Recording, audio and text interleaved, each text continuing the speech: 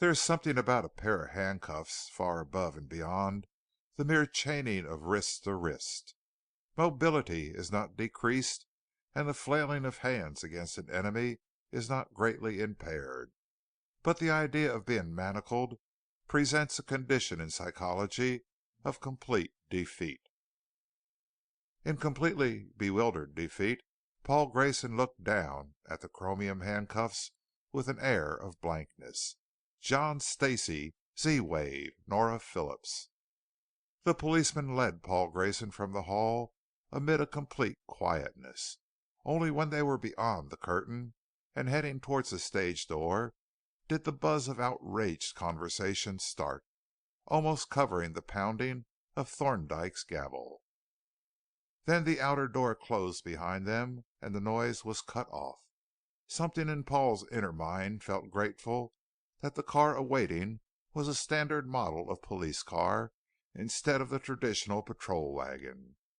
There is something even more damning in being carted away in the paddy wagon. The completely stunning abruptness, the positive cliff of success from which he had fallen into the chasm of absolute futility, shocked Paul into a feeling of unreality. He felt like an outsider watching a complete stranger being led in docility towards a police car by a uniformed policeman, obviously the perpetrator of some outrageous, illegal, immoral, unethical act. He could not identify this illicit individual with himself. It was a horrible dream.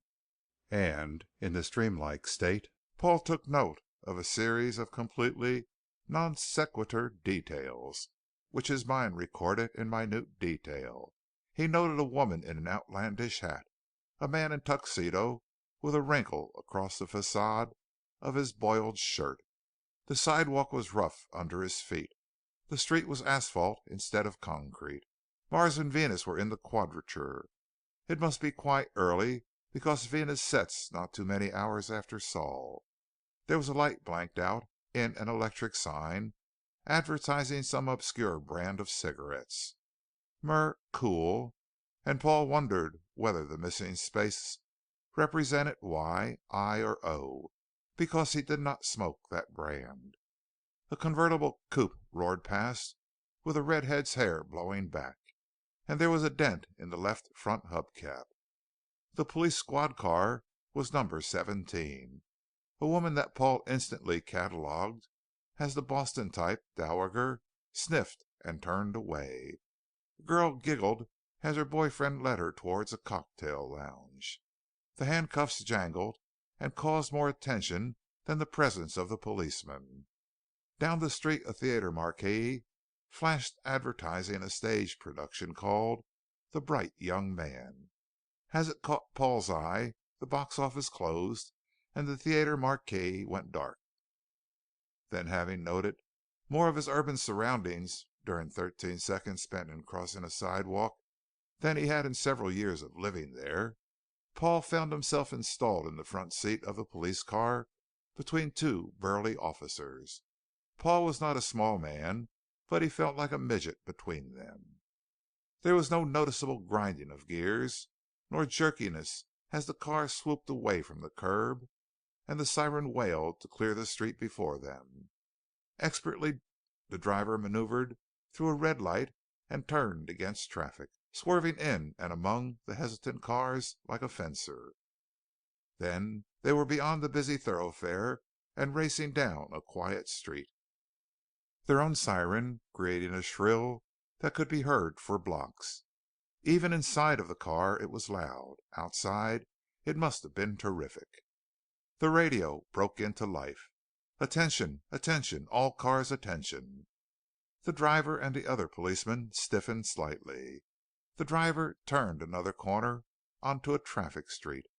3 or 4 blocks along, the bright blue lights of the police station called like a lighthouse, marking the journey's end. Attention, attention, said the radio. All cars, be on the lookout for police squad car 17, stolen. The policeman not driving was fumbling in a pocket, found a jangling set of keys, and fumbled with them uncertainly. Then Grayson's manacles fell away, and the squad car drove up in front of the police station. "Lively, Grayson," snapped the driver as the car came to a quiet halt. Still in a complete daze, Paul obeyed stiffly. He followed the driver out of the squad car from the driver's side, squeezing under the steering wheel and forced by the pressure of the other policemen behind him. He was unceremoniously hauled into a waiting sedan, pushed again from behind, and then before he could get his balance, the car lurched forward and away. "That'll kill him," chuckled the policeman that had rescued him from the stage. "Dump their rig and the drunken cops right in front of the station," chuckled the driver of the police car. Both were shucking their blue uniforms, and the driver of the large sedan was not driving like a maniac. He kept to sane speeds, but used side streets. "Stolen?" murmured Grayson. Paul was still dazed. Something was going on, but he did not know what. He had been ridiculed, charged with murder, arrested, but he had not really been arrested, for these were not officers of the law. What?" he blurted. Both of the erstwhile officers laughed. One of them hauled a small flask from his hip pocket and handed it to Paul. "You've had a rough time," he said. "Take a bracer." Paul took a big swallow. It was good whiskey that burned just right on the way down. The glow in Paul's stomach took some of the troubled puzzlement, some of the daze from him, but the dizziness and the feeling of unreality remained. "What's it all about?" asked Paul uncertainly. "You'll find out later." "Why not now?" "And spill before the boss tells his tale?" laughed one of the men. "Just pull yourself together, Grayson. Be happy that we got you out of a bad spot." "I am, but I don't understand." "You will soon enough. Take it easy." Paul relaxed. It was obvious that they would tell him nothing. Some of the daze left, but it left Paul with mixed emotions. Convinced of his own innocence of any crime, equally convinced of his correctness regarding Haedaecker's theory, but completely bewildered as to the latest mix-up with Z-Wave Central, angry about Stacey, Paul Grayson was convinced that the right way to handle false charges was and is to face them firmly, and display the fact that you have nothing to fear. He had always felt that the very display of self-confidence and obvious indignation over the accusations would carry some weight in his favor. He had read of cases in the newspapers where the murderer was found with a smoking gun in his pocket and the blood on his hands, but still protested complete innocence in a baby-faced, wide-eyed manner. But Paul felt that such protestations could carry no weight because the lawbreaker could not be convincing with the truth in his mind working against him. Like everybody, Paul felt that he was different. This was a different case. They would believe him. So Paul disliked the idea of running. Running away was itself an indication of guilt. He had never been able to define the proper line between the desire for privacy and the necessity of keeping something under cover. Like many other idealists, Paul felt that any man whose life was blameless should not object to scrutiny. But in this particular case, even while Paul was objecting to the idea of running, preferring to face the music with his convincing innocence, Paul was also aware that one man facing the anger of a mob can do very little to make them listen. He shrugged as a more pleasant thought came to him. He could easily show proof that his escape was not the flight caused by guilt, but the honest fear of bodily harm from a mob incited to lynch heat by the machinations of a personal enemy. Paul sat up a bit relieved. He looked out of the window and recognized the street. They were about halfway between the middle of the city and the spaceport. Maybe now he might be able to collect some more information. Still the idealist, Paul could not understand why any man would work violently against a common blessing that could cause no harm. Paul believed that the possibility of opening communications with Neoterra was such a blessing. But merely starting with a hope and an idea to help mankind and to make himself famous, Paul had triggered off some inexplicable train of events which included murder, theft, falsification of evidence, impersonation. Impersonation? Not only once, but twice, thrice. Twice had Paul been impersonated for some reason or another. Now there had been the impersonation of policemen. Twice this impersonation could have been directed only at Paul's discomfort. Now he looked at the two men that sat on either side of him. Friends or enemies? Had they helped him, or had they captured him for themselves? And in either case, what were they going to do with him after they had taken him? Where? The car turned a sharp corner, slowed in front of a large house, and turned into the driveway. The address was 7111 Bridge Street. The elderly gentleman eyed Paul quietly. Stacy had described the man as a doddering old fogey. If this were really Hoagland, or really the same man that Stacy met. But somewhere Stacy's unusually sharp evaluation of people must have fallen flat, for Hoagland was only one-third of Stacy's description. He was neither doddering nor a fogey. He was old in Grayson's eyes. He looked 60 odd. He might have been older, for his type of man tends to retain the appearance of youth. There was a bit of spring to his walk and a set to his jaw, a sharpness to his eyes, and a complete self-confidence about Hoagland. He was far from bald, but the hair was white silver. He wore it carelessly, but not unkempt. It was a sort of pride. Paul guessed to half mistreat a feature prized and lost to other men. "Please sit down and relax," he said. His voice was hard and low-pitched, and not a trace of cracking with age. Instead, it crackled with virility. "You might as well take it easy and save your strength. You're not going anywhere." "What is this all about?" "We'll get to that shortly. I have not had this privilege before. I'm Charles Hoagland, Mr. Grayson." "I gather that my boys were timely." It was. Paul started, but stopped lamely. The puzzlement welled up in him again, and confusion filled him. Confusion that contrasted sharply with this man who seemed to know all of the answers. "I'm glad. A troublesome mob is a dangerous thing. You might have been harmed." Paul nodded his head quietly. "Mr. Grayson, you are a busy little man." Grayson stiffened. He did not like the appellation, even though he knew that his size was sufficient to give him tolerance at being called little. He did not have to prove otherwise. "Just what do you want with me?" demanded Paul. "Mr. Grayson, either you are a genius or an idealistic fumbler. We hope to find out which."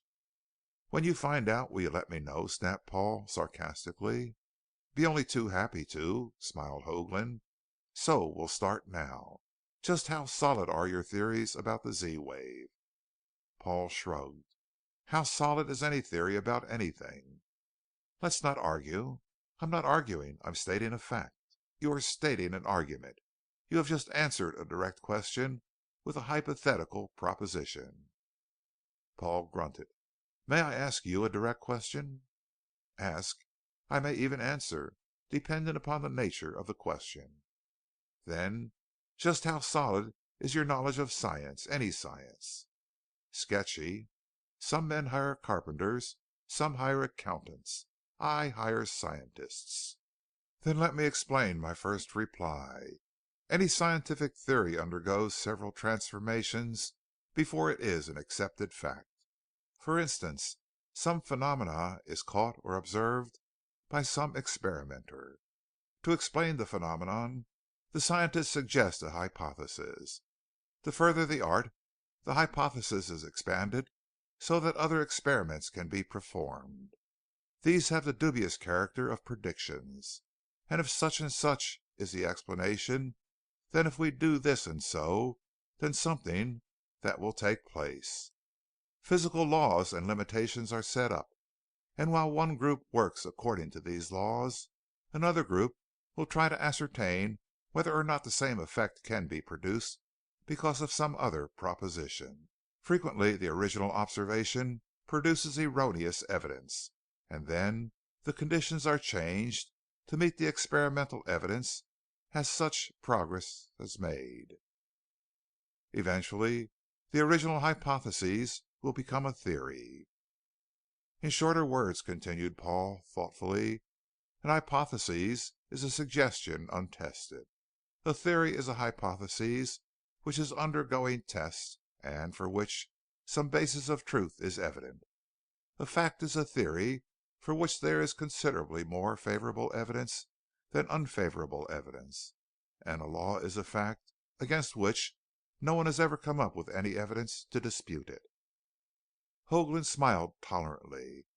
And what is Grayson's principle, and why is this called a principle?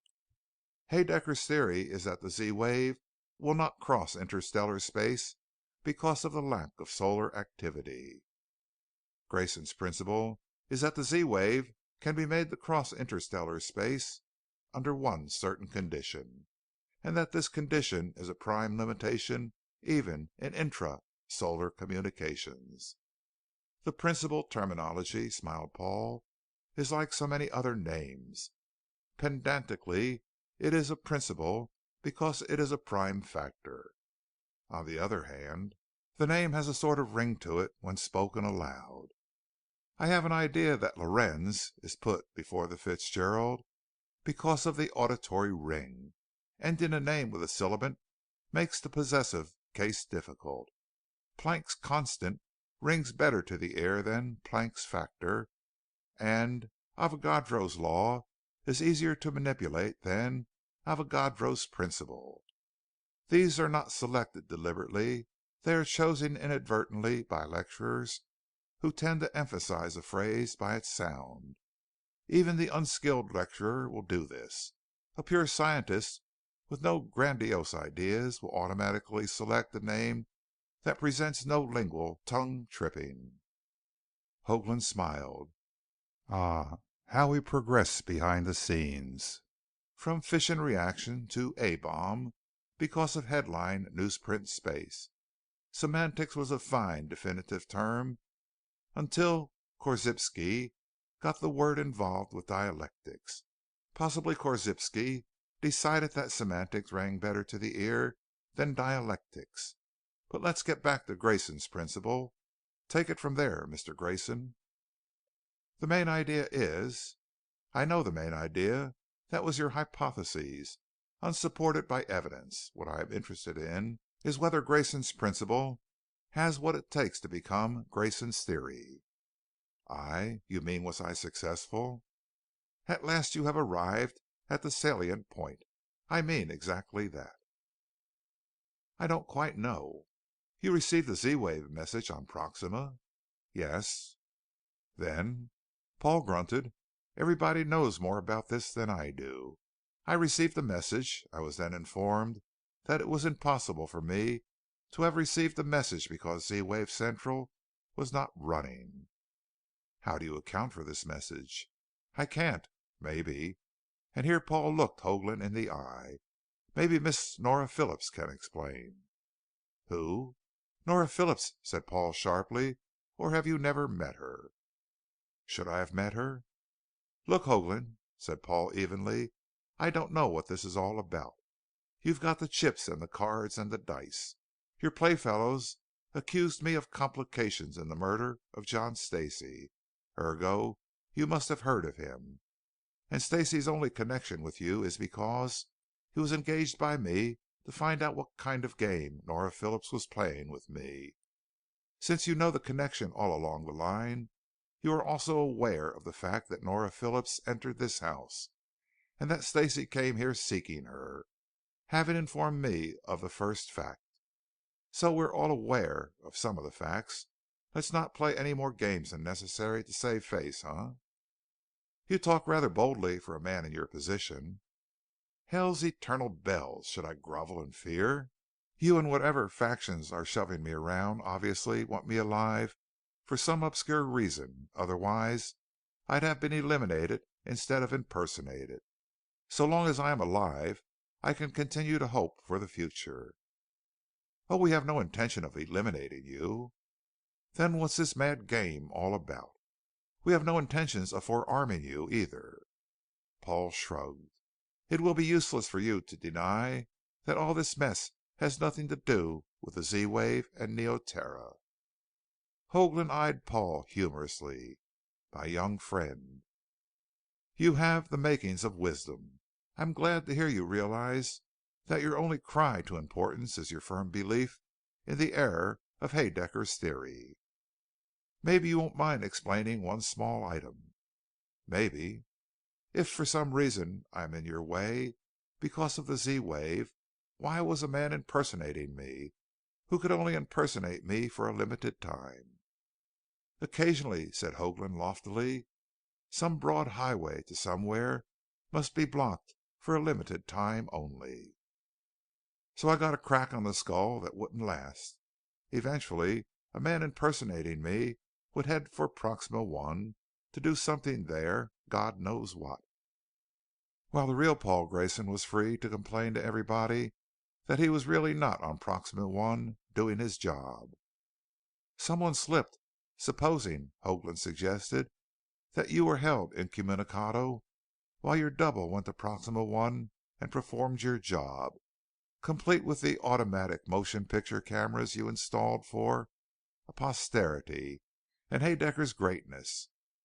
Your double returns and hands in your report. Later the man leaves for parts unknown, and you are released, complete with the conviction that yelling to the authorities about your imprisonment would be at variance with the report, the pictures, and the job's completion. Everything is done as your ultimate superior wants it done, and then you go to him complaining that you were held prisoner. Or would you, Grayson?" "Well, Hoagland laughed heartily. "You might if you were the simple, honest soul.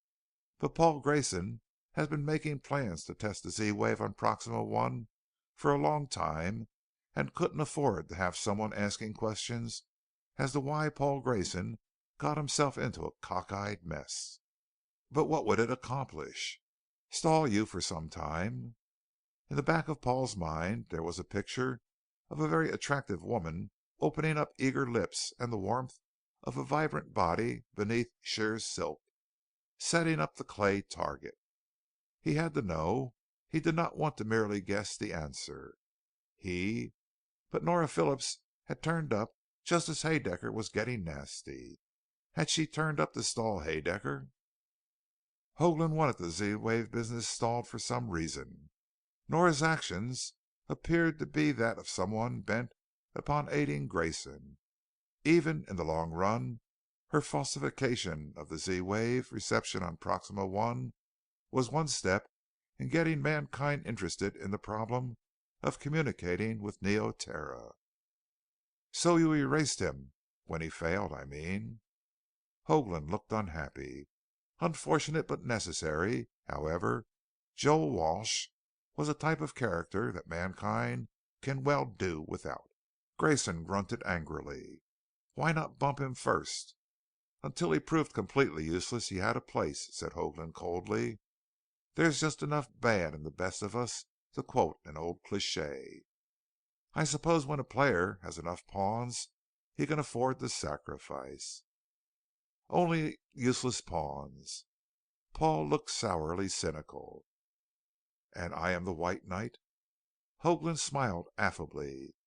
"And you balance very badly while sliding down that poker. Again your humility signifies the beginning of great wisdom. I'd hardly call you a bishop." Paul snorted through his nose. "If we want to make some more puns," he said flatly, "I'll admit that I've been rooked.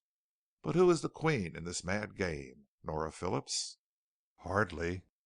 "You mean you'll not tell me the objective? Okay, Hoagland, we'll play one more gambit. I suppose the capture of the White Knight is worth the sacrifice of 2 pawns." Hoagland smiled self-confidently. "I call it the capture of a rook as well as the White Knight for, did you say 2 pawns?" Grayson eyed Hoagland distastefully. "Who was the guy on Proxima?" "Proxima?" Paul sat back in his chair with the first feeling of returning self-confidence that he had enjoyed since the moment of his downfall in the lecture hall. "Hoagland," he said, "you've made me very happy." "How?" snapped the other. "I've always had the conviction that God was a swell fellow who, like the rest of us, was still seeking the completely holy truth. But happy, understand, in knowing that he did not really know everything, because when he did, there was no more future for him, for us, for anybody. Equally less than perfect is the devil, who does not know everything either. Hoagland, you're just a minor devil." "What do you mean?" "There was a guy on Proxima about to impersonate me, or maybe to impersonate the impersonation you provided. I can see one faction bumping off parties of the second part. But Hoagland, old devil, if you don't know about the mess on Proxima, you don't know that instead of one conflicting faction against you, you've got two. Because the guy you did not know about was polished off by another gang that you do not know about. How do you like them apples?" Hoagland blew out a breath that sounded like the sigh of autumn. Considering that the time elapsed between Paul's first contact with Nora Phillips and his meeting with Hoagland was less than 1 month, during which Paul lived in an incomprehensible maelstrom, the following 10 months were sheer boredom. For Paul was removed from 7111 Bridge Street and taken aboard a spacecraft bound for Neoterra, 140 light years by distance and 318 days by the fastest spaceliner going. 10 months plus spent in a shell of metal, completely self-contained. There were no viewports, for a ship exceeding the speed of light was enclosed in its own warp of space and one could not see out. There was a broad port dome for the landing and takeoff pilot, but looking out through that dome of glass into the awesome nothingness of supervelocity made men a little crazy. Some went stark mad. Time was measured by ship's clocks and ship's calendars, timed in divided down networks from the master microtimer that measured the flight time in microseconds from the moment of superdrive until the end of the flight. Paul had a lot of time to think, but nothing to do. Eventually Paul knew that thinking supplied nothing but additional complications introduced by his own mind. By the time the trip was half over, the network of fact and fiction revolving around Nora Phillips was so involved that any single additional fact would have destroyed the whole picture. Nora was either an angel or a she-devil. It was the latter reasoning that stopped Paul from brooding over the problem. Paul wanted neither saint nor she-devil. One was untouchable and the other undesirable. Paul wanted an uninhibited loveliness, with the indefinable correct admixture of bawdiness and propriety, of Madonna and Magdalene, of soul and sex. Sana mens in sana corpora, as Julius Caesar would have put it. The fact that the galactic network was progressing week by week only gratified Paul, even though he knew that someone else was racing madly back and forth across the star trails, checking the signals in one after the other. All Grayson needed was the initial radio contact. The Z-wave contact could progress from there. To while away the time, Paul called upon his memory to fill in the spaces between the stellar radio stations between Sol and Neosol.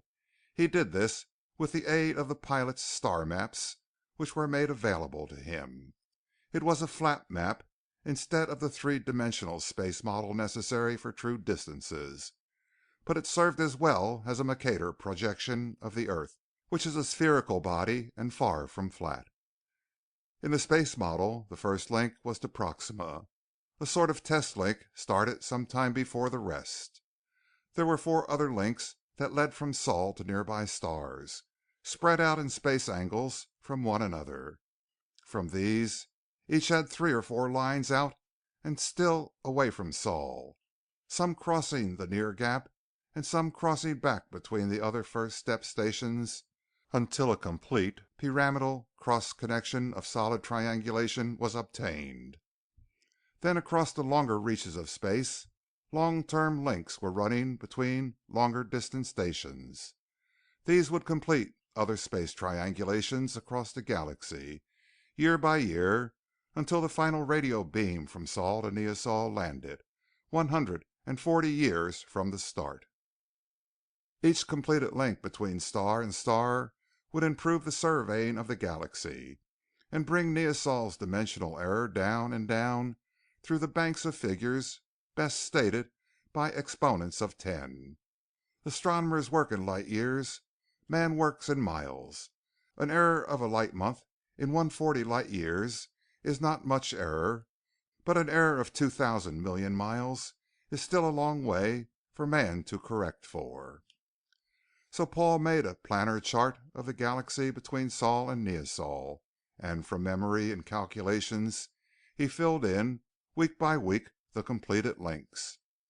The first linkage had been computed and started so that a small group of men, of which Paul was one, could race from star to star, checking in the arrival of the radio beam. It took 10 days to go from Sol to Proxima. The rest of the network had been started so that, at the best of astronomical calculations, the whole pattern would end up, one after the other, spread apart long enough to enable the group of beam checkers to go from station to station. The map would not be fixed. Stars move with respect to one another, and this factor would be part of the measurements. On a star map or planetarium, this motion was impossible to show from one year to the next. These were fixed stars, but for data fed into the elecalc to determine the time of drive, the angle, and the velocity, the finest measurement of distance was none too good. But even some grasp of the true immensity of space, with its tiny pinpricks of solid matter scattered sparsely in a vastness of sheer black nothing, was lost on the travelers between Sol and Neosol. For as far as they were concerned, the journey was not much longer than the famous voyage of Columbus. Miles meant nothing. There were too many of them. Time was the essence. And 10 long months passed between takeoff and the ultimate recovery of their own time in space, where the cheerful stars winked out of a coal black sky. The dispersion was not too bad. Neosol was a light week away, at about 45-degree angle from their course and position. The small copy of the elecalc went to work in the course computing room, and once more the ship took to the silent black vastness of supervelocity until the second drop into reality. They were 500,000 miles from Neoterra on the second hop, and there was no room to use supervelocity now. So the next few hours were spent in matching the galactic drift of Neosol, and finally Neoterra.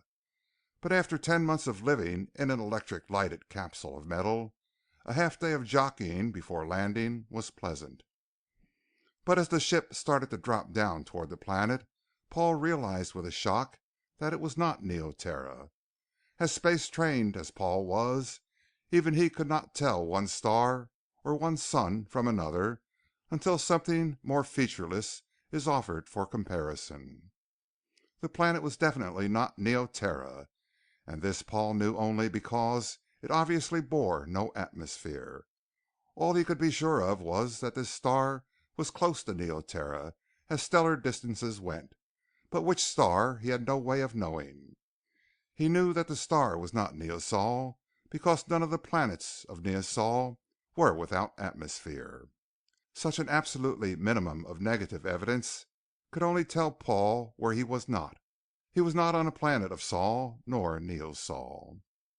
As the ship came close to the surface of this planet, Paul noted the radio relay station below them, and here his recollection bore fruit.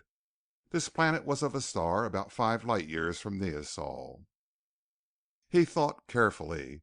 The star from Neosol bore no more than a catalog number, being of insufficient size to warrant notice by the ancients who gave the stars their names. Someone had dubbed the planet Harrigan's Horror in dubious honor of Lou Harrigan, who had been the engineer who put up the relay station and had lived in pressure buildings for several months. Harrigan himself would be coming to Harrigan's Horror in about 2 months to check in the arrival of the beam from Neo-Terra, just as Paul had gone to Proxima 10 months before.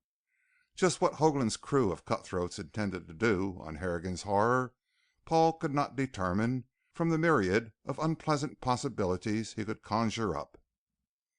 But he knew, and he was not wrong, that they would tell him very soon. Below them, a half mile or so from the relay station, a small spacecraft stood with its nose in the air. The big spacecraft landed near the small one, and Paul was handed a spacesuit. "Get in," said Evans. Evans had been one of the pseudo-policemen back on Terra. "What's next?" asked Paul. "Get in. You'll find out." "Why not let me in on it?" "You'll learn. Get in it, or we'll be glad to take you out across this airless planet without a suit."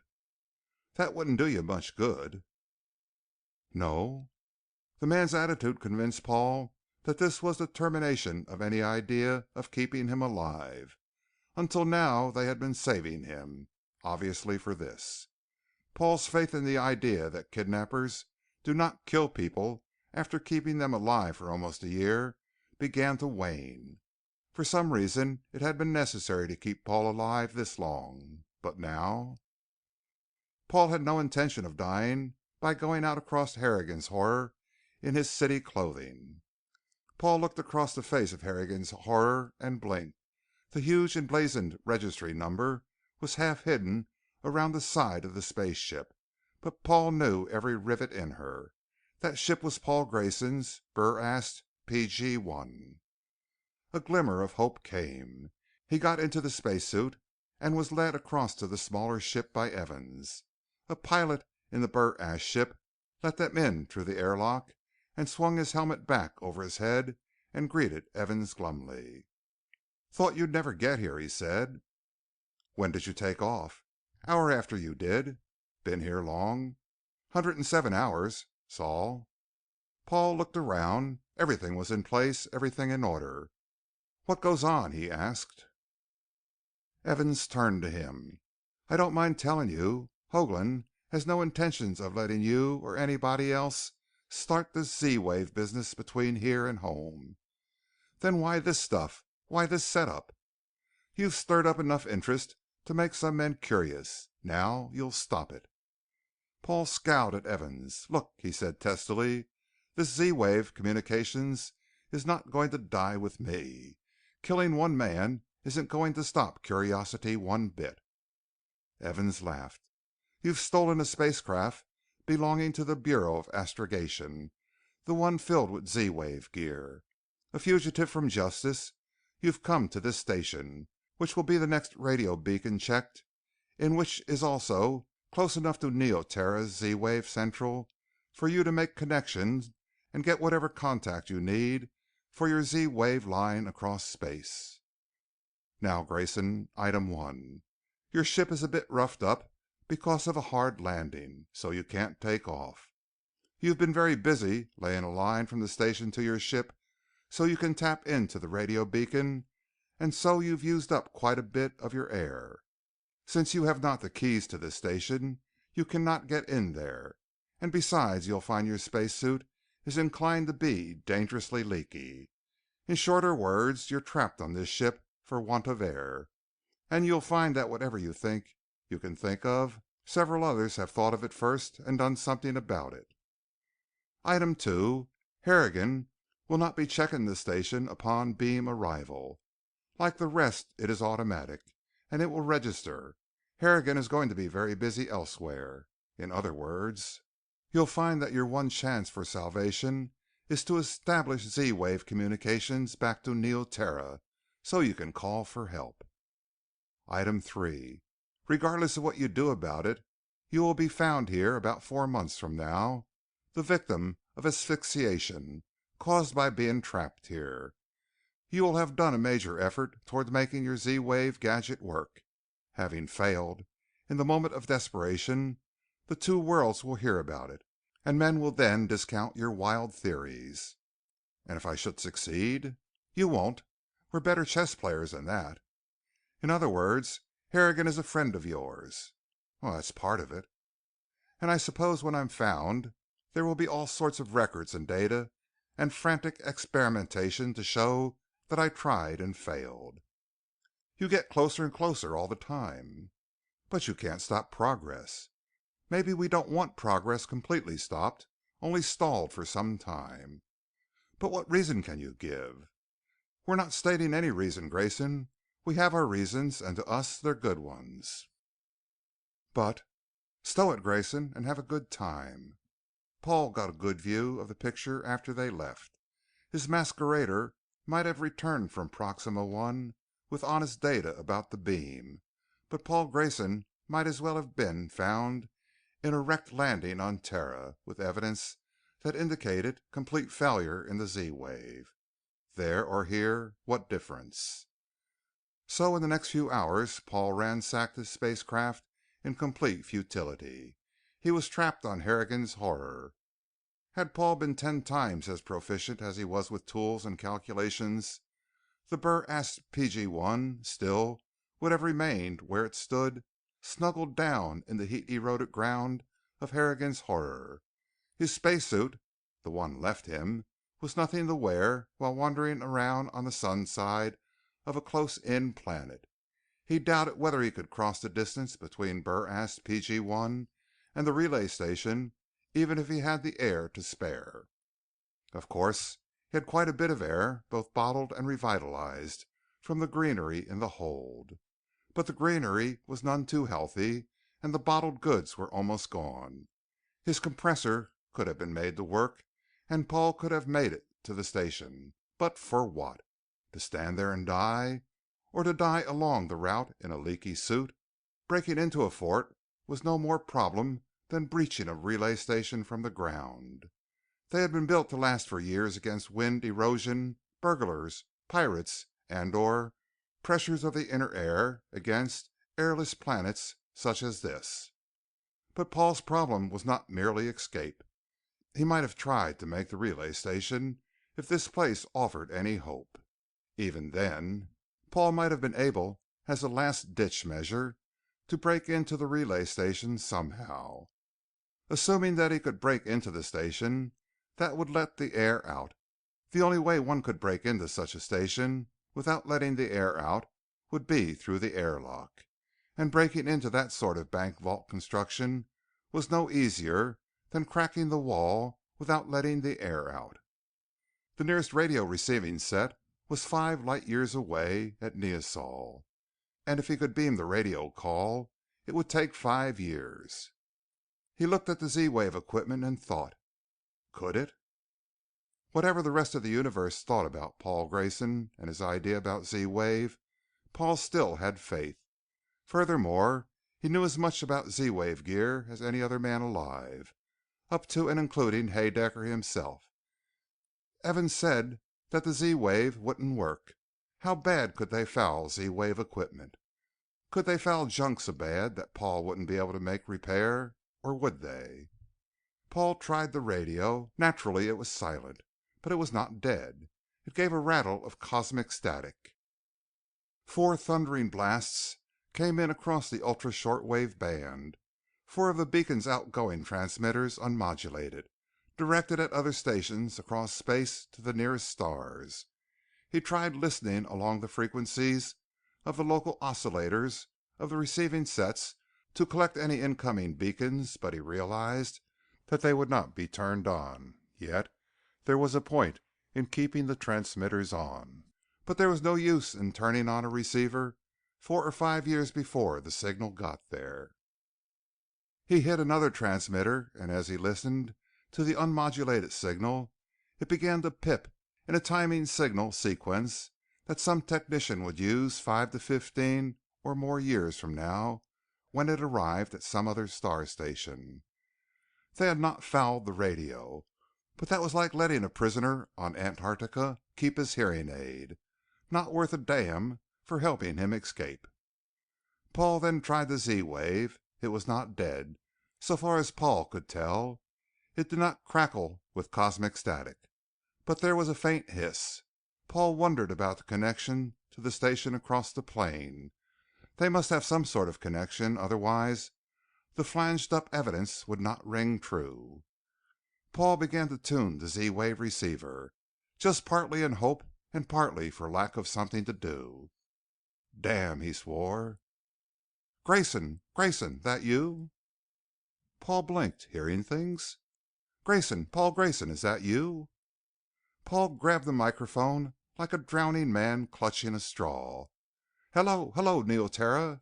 This is Paul Grayson, marooned on Harrigan's Horror with a low air supply. I'm about 2 miles from the radio beak. Grayson, forget it. I know where you are. This isn't Neoterra. This is your old friend Evans waiting around in space until you stop trying things. For all we know, you might be able to figure a way out. Take it easy, pal. Such energy takes a lot of air, and you haven't much left. 9 days had passed according to the solar clock on Paul's instrument panel. 9 days with the air slowly becoming stale. It was beginning to smell a bit now. Paul did not notice it particularly, but someone just in from a planetary atmosphere would say that the air reeked to high heaven. His senses were beginning to numb. This was not a fast death, but slow and sordid. Paul yawned constantly and took deep heaving gulps of air only to try again. Paul fought sleep. He fought it because he knew that he might drift off to sleep, never to awaken. But he had no recourse. Most of his time he spent asprawl on the cot in the instrument room because he had too little energy to be up and around when he fought himself to get erect. There was nothing to do but to curse at the inert machinery. He had tried everything. He had considered everything, even up to and including the start of a diary in hope that someday someone might find it. But it was a fruitless task, sort of like putting a daily account on the bottom of a cave in the hope that someone, someday, might investigate the cave and find out what happened. He did not know the periodicity of Harrigan's Horror, but the sun, still a catalog number, was running lower along the horizon. The beacon had been placed near enough to the south pole of rotation so that it could always look at the distant stars to and from which the radio beacons ran. This was a nice job of latitude selection regarding the plane of the planet's ecliptic and rotation for the galactic survey beams. But Paul was dully uninterested in facts. He slept more than he knew and was awake much less than he believed. His dreams were vivid enough to make him believe that he was awake, excepting those that dealt with Nora Phillips and John Stacey, neither of whom could have been there. He was asleep, dreaming fitfully, when the spacecraft dropped down in a landing that would have made the air on any normal planet scream. It came down at nearly 5 gravities, its deacceleration calculated to a fine degree of precision so that the zero velocity moment of its computation coincided with the instant of contact. The drivers ceased, and the ship settled into the gritty ground of Harrigan's Horror. He did not hear the swift manipulation of the airlock from the outside controls. "Grayson!" came the cry. "Paul Grayson!" Paul looked up dazedly, sitting up. He was weak and dizzy, but Paul pulled himself erect with the determination that he would not let them see how badly off he was. The very deliberate attempt showed them a man whose cheeks were hollow, whose lips were a bit blue, eyes glazed, and whose mind was dull. He believed he greeted them blithely, but what came from his mouth was a dry croak. Then he went to sleep again, sitting up on the cot, complete with a 5-day beard and a shot-to-hell nervous system. But they wasted no time. Bundling him into a spacesuit, they let the air out of Burr-Ast PG-1 with a blast and hurried him to their own ship. Then they took off at 6 gravities, a force that bent them all into their cushions. It did not touch Paul. He was dead to the world in the first pleasant, honest, comfortable sleep he had since the air began to go foul. And once again there were a couple of days of timelessness. It was very pleasant to have someone massage your muscles, to be steamed to the boiled lobster point, and then quick frozen in a cold shower, followed by the ministrations of 3 dozen professional wrestlers. Gallons of cold water and miles of fresh air, a daily shave with a hot towel and a facial massage, good food and boiling tea, a pipe of aromatic tobacco, 48 hours of deep sleep. And Paul, dressed in a clean shirt and slacks, and once more back to normal, was facing an elderly gentleman that looked like Santa Claus. "I'll come to the point," said the elderly gentleman.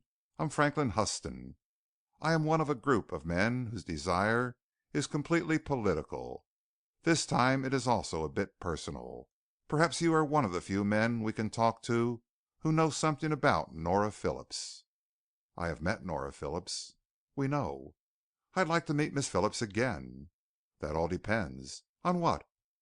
Huston spread his hands. "Possibly upon whether she is still alive." "Alive?" roared Paul. "Guess alive." Paul shook his head.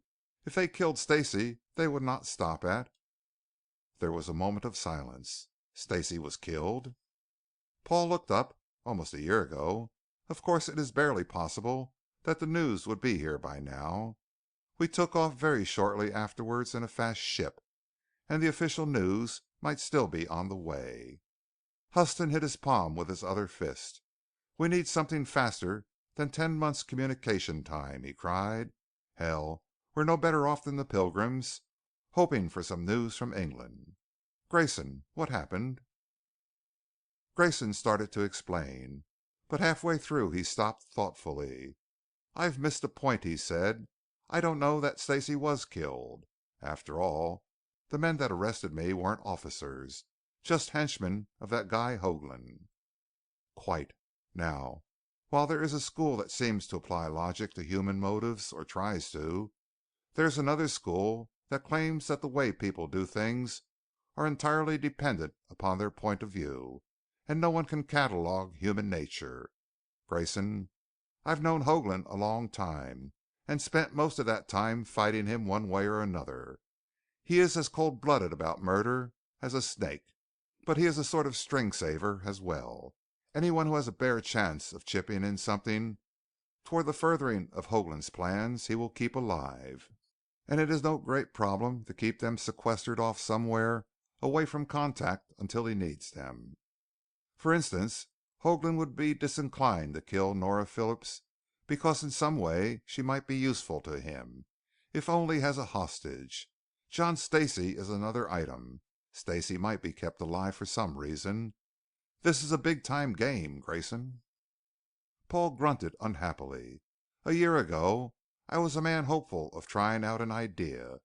I've spent the last year being harassed, threatened, kidnapped, and shoved around.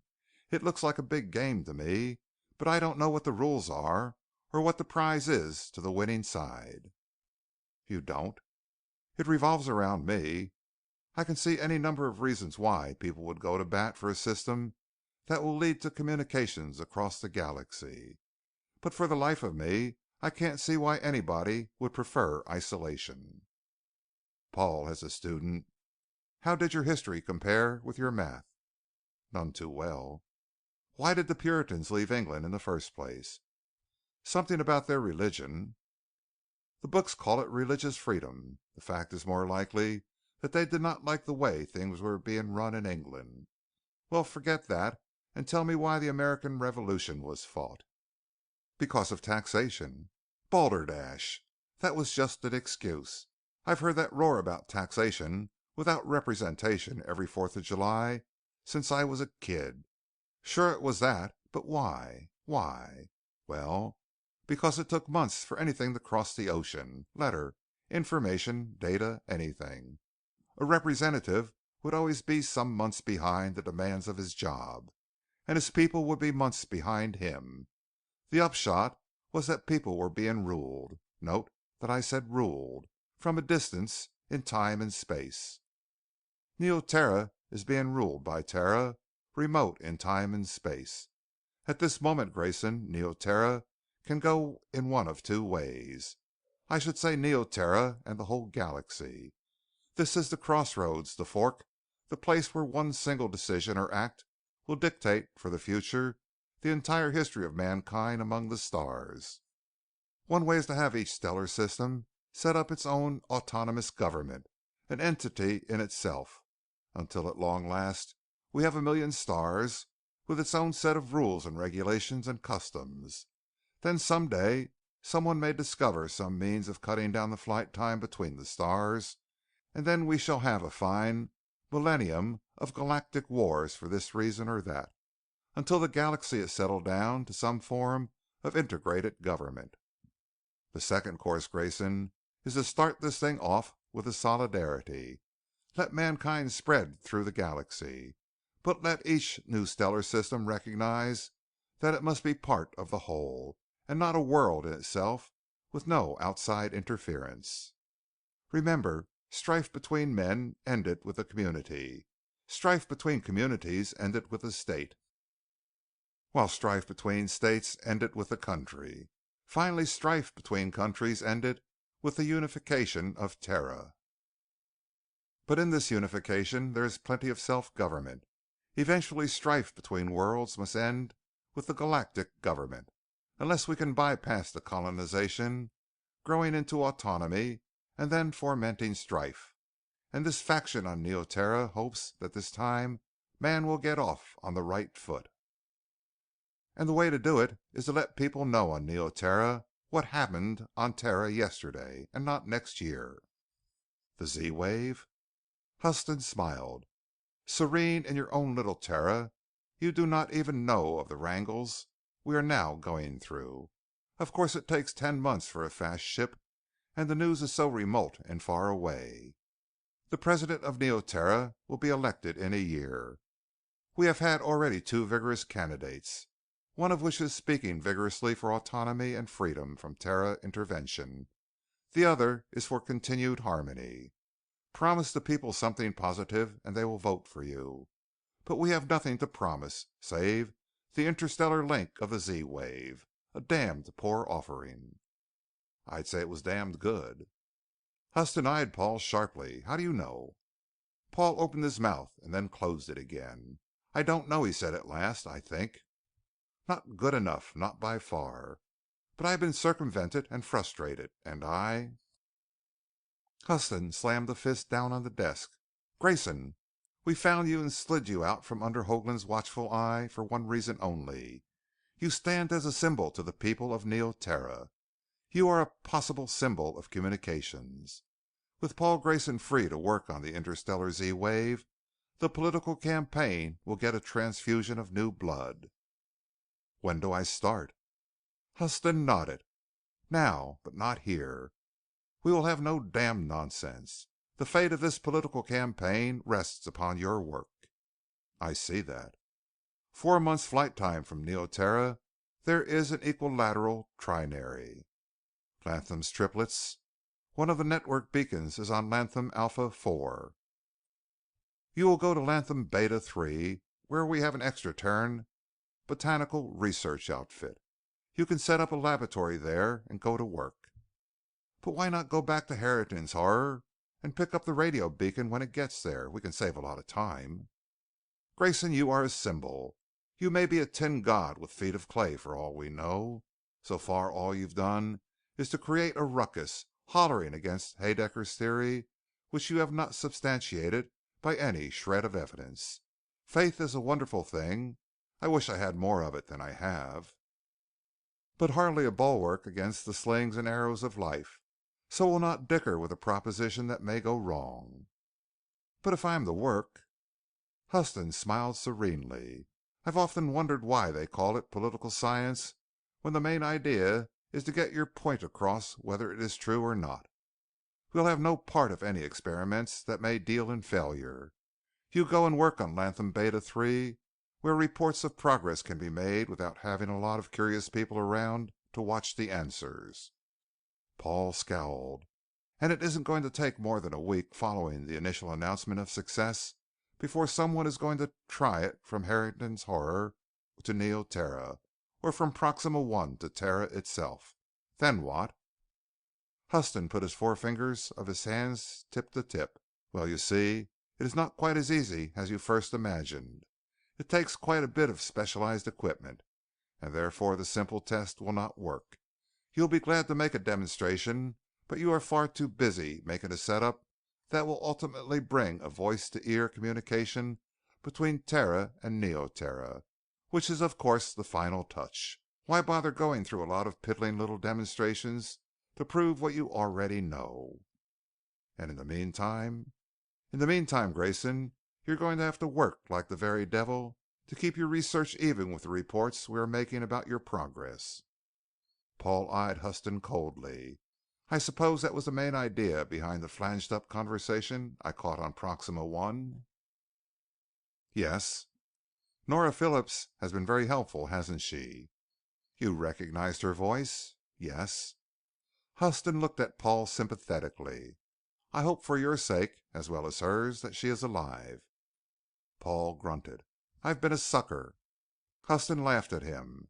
"And you'll be a sucker again, Paul. Forget it, for the moment. We're all suckers. It makes life interesting that way. You get going and see what you can do. Remember, I'll not hamper any progress. But we will most certainly see to it that any negative reports are multiplied by -1 before they are made public." "So?" "Get what you need for experimentation and see that you make an ostentatious show of it.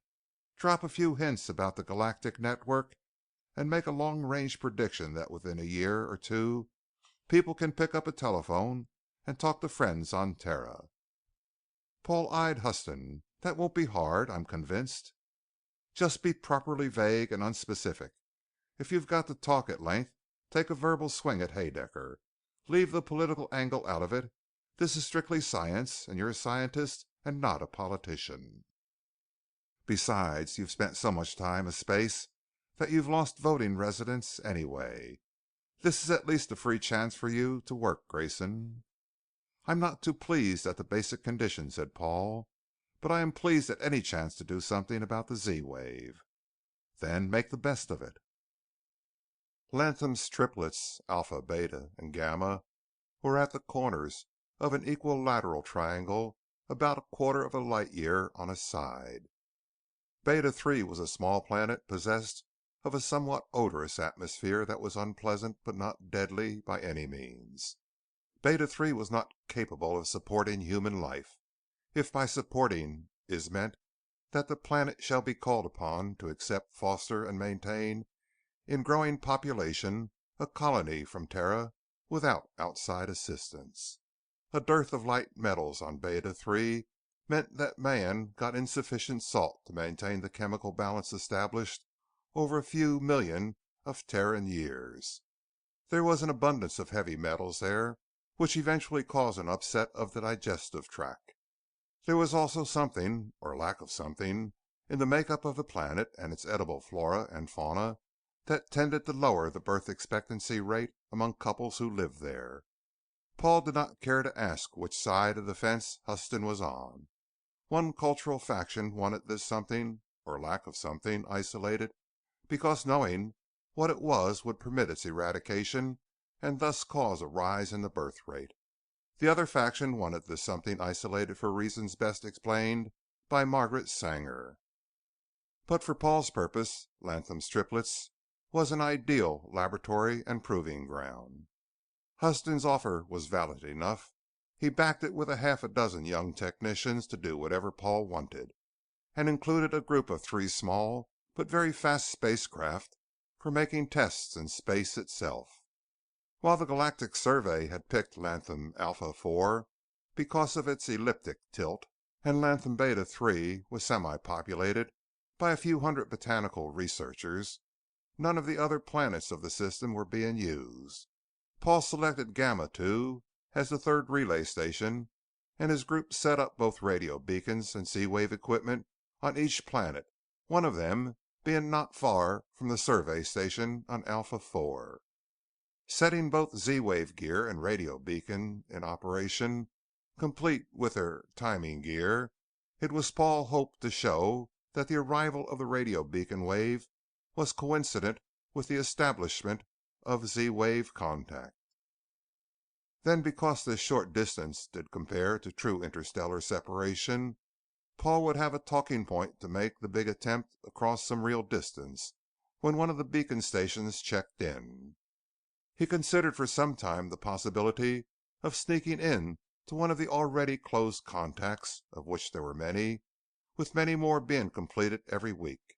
The thing that stopped him was that the success at Proxima I to Terra original contact had established the fact that the galactic network was functional, and now every station along the line had contact already made, was more than likely to be visited regularly by various technicians for one checking job or another. He would never know just how much time he would have unmolested. While he had few qualms about working on the stuff, Paul still felt a vague fear at the idea of getting involved with the Bureau of Astrogation, for he was undoubtedly a wanted man on Terra, even if Neoterra did not seem to care.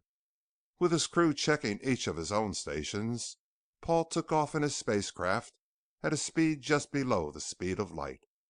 A microwave beam went spearheading into space, and the velocity of Paul's ship created a Doppler shift that permitted him to receive the microwave frequency as one of the extremely long waves of low frequency radio. Hour after hour he raced into space, checking both the radio and the Z-wave, raced ahead of the long finger of energy, then slowed until it caught up with him. Suddenly the idea struck Paul. If he could not safely remain in the vicinity of a radio beacon station that had been checked in, why couldn't he tap one end of the radio beam while one of his men coupled onto, not at, but near the other end? Paul flopped ends with his ship and raced back to Beta 3.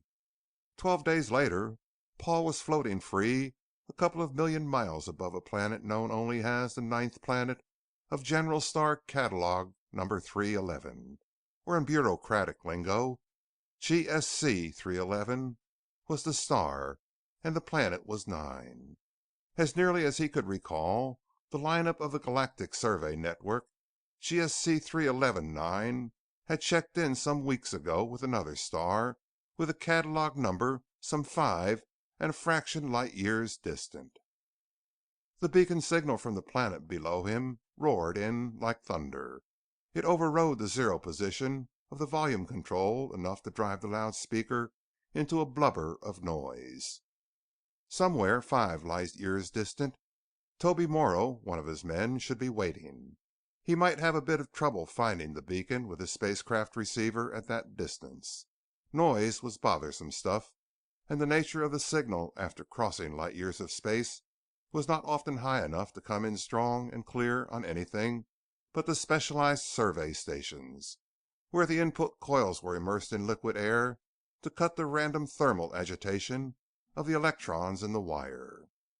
Paul watched the clock, and promptly at 0600 hours, he snapped on the Z-wave transmitter and receiver, clutched the microphone, and tried to think of something heroic to say. He gave up trying to be heroic after a few seconds and merely said, Toby Morrow, can you hear me?" The Z-wave receiver was silent.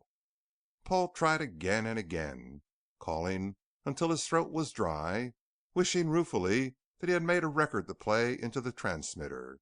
He pondered on the uncertainty angle.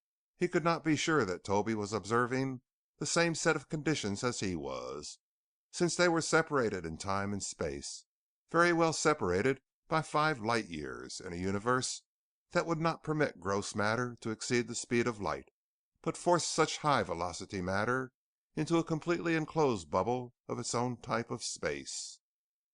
It had been demonstrated that matter increases in mass as its velocity rises, and the formula claims that mass becomes infinite as the velocity of light is reached.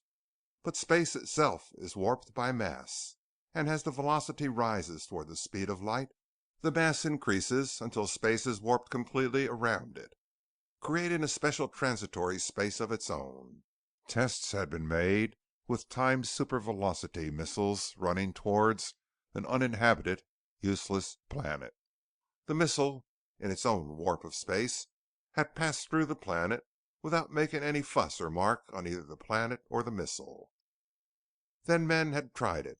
Obviously matter occupies space, but specially warped space did no more exist for real space than otherwise. Only the law of equal and opposite reaction brought the ship back to real space once the drive was cut. The potential energy caused by the warping of space released once the power was withdrawn, and like a spring tightly wound and then released, the whole condition returned to its original state of inert stability. Paul had no way of knowing whether Toby had hit a snag somewhere along the line. Again he thought of the short-term experiments that had been made and smiled unhappily. He would have liked to check Toby, whether his watch was properly set, if his receiver was turned on. But once checked, what was to prevent Toby from falling ill, his watch from running down, the blow-up of some bit of vital equipment, the failure of something basic like a power supply filter condenser, or even to prevent Toby from turning off the Z-Wave receiver just because the slight speaker hiss annoyed the man, running continuously for better than a week. All Paul could do was to keep on calling. His first attempt had been steady for half an hour. He waited for half an hour and then called again. Toby Morrow, can you hear me? Paul went into a ramble of talk just to keep the circuit alive. He recited poetry, discussed physics, and finally he broke into song. Round and round and round go the deuterons. Round and round the magnet swings 'em. Round and round and round go the deuterons. Look at those neutrons pouring out there. Then the Z-Wave chattered into life. Paul jumped with excitement and reached for the volume control to bring the roar of voice down to a recognizable level. That's a lousy program we've got. Well, turn it off. Better we should shut the station off. Hey, this is Paul Grayson. We know who it is, came the sharp reply. At the same instant, a powerful light flashed into the viewport, and Paul looked to see a spacer bearing down on him. As he watched, there was a flash of orange flame at the nose. He did not see the shell, but whether it was one of the standard solid rounds used to check whether a planet or meteor were contra-terran, or whether it was loaded with high explosives, a 4-inch projectile is nothing to be hit with in space. His hand reached for the high drive. Paul could outrun any projectile that way, once his ship got started. But another spacecraft passed at his side, close enough to count the rivets, and as it passed him, it began strewing space with a myriad of baseball-sized chunks of solid matter. To start the high drive now would be death in a matter of seconds. The first few would be pushed aside, the next batch would ricochet from his hull. The batch he met just before he reached the high space velocity would come through like a shotgun blast, shattering a brick of cheese. Turn off the Z-Wave, came the command. Turn it off, or the next shot will drill dead center. Paul hesitated. Another flare came from the oncoming ship, and the shell drilled deep into Paul's spacecraft, among the machinery and stores. Bulkhead doors clanged shut. The whistle of air rose and then fell as some compartment or other down in the bowels of the ship blasted its air out through a jagged hole in the hull. Next one will be through your department. Paul shrugged unhappily and snapped the toggle switch on the Z-Wave transmitter. The other ship came alongside, threw out magnetic grapples, and then they came aboard in spacesuits through the airlock. They waved him aside and took over the controls of his ship. Stolidly and silently, they drove him toward GSC 311-9, landed him on a crude spaceport, and escorted him to a new building where he faced a hard-looking man who chewed a cold cigar and eyed him with a great amount of pleasure. "Well, look who's here," he gibed. "What of it?" snapped Paul. "Lucky us. To think that of all the stars in the galaxy, Paul Grayson would fasten his eye on us. My friend, you have no idea what a shock that Z-Wave gave us. We broke 3 necks getting out there before you could do some harm. So you've caught me, but catching me isn't going to stop progress." "How vitally correct you are." "You?" "Pardon me, I'm called Westlake. I am what is known as a henchman, hireling, or employee of people who prefer to see the Z-Wave communications stalled." "How long can you prevent it?"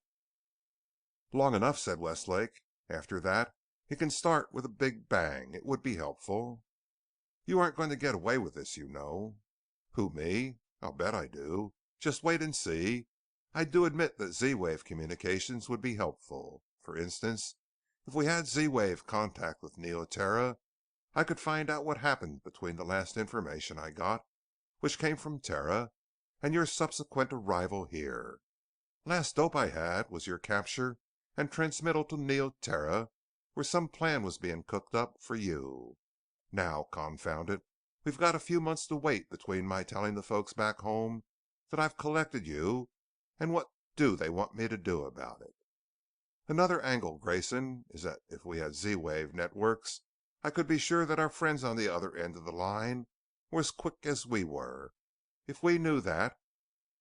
Westlake paused and then laughed. Hell, if we had Z-wave networks running, I wouldn't have been the happiest guy in the galaxy to catch you. You're one of Hoagland's gang? That's as good a guess as any. Then suppose you tell me where Stacy and Nora Phillips are. Oh, I don't mind. They came with the first line of information about you. In fact, I'll have you meet them. They'll let you in on a lot of things about this place, which will save me a lot of time. Burroughs! Burroughs! Burroughs, see that Grayson gets to talk to John Stacy and Nora Phillips in the closed conference room. Right. Stacy came first. He looked, nodded, and said, I was wondering when you'd show up. I'm here, but about you. So very simple. The rooker rooked. The seeker sucked in. It's a long time ago, Paul, but do you remember when I called you just before you went to lecture? Yes. You'd been to the house on 7111 Bridge Street. I left the upright coffin-labeled telephone booth and walked right between two large determined characters who insisted that I continue walking in their direction. I gathered from their conversation that someone responsible for their movements was irked at one Paul Grayson, and anger at Grayson included anybody else who had been seen talking to him for the past 8 years. I was then bundled aboard a spacecraft and brought here. When did you miss me? That's all you know? The Oberspinnerfuhrer is not exactly loquacious, nor am I an honored guest to be greeted with shouts and glee. These spiders close their trap doors when I'm around. Oh, then you didn't know that a couple of burly policemen arrested me for your murder? They did, blinked Stacy. What did they use for a corpus delictable? They didn't have to. They were probably the same pair of large determined gents that corralled you. This time they were dressed in clothing that belonged to a couple of real cops. And from there, where? I was hauled off to Harrigan's Horror. Where in the name of? Planet near to Neosol, next survey link station from Neoterra. I was to be used as a decoy or something. Paul went on to explain, the one thing that did occur to me along the trip to Neosol was that if these guys would lie about their status, there was no reason to expect the truth about you. Nora now? She was here when I arrived under lock and key. She is quite a dish of tea, old man. The door opened again to let Nora Phillips come in. Paul had been right in his appraisal of the woman. Imperfections in her dress or makeup did not lessen her appeal. She had been more than a year and a half without hairdresser. Her clothing was rough, woven, crude, and cheap. Not a trace of cosmetics was on her face. The light in her eye was dulled, and her litheness had become apathetic. Month after month of hopeless waiting had taken the ambition out of her. But she was Nora Phillips none the less. Paul went to her and put his arms around her. She looked up at him quietly and then put her head down on his shoulder. She did not cry. She did not have to cry. She relaxed against him and let him hold her, letting Paul give her some of his strength. It was a futile thing. Paul felt that he had no real comfort to offer. In fact, he was in just as bad a position as she was. His hand stroked her head, and she moved slightly, wriggling close to him. Stacy coughed slightly.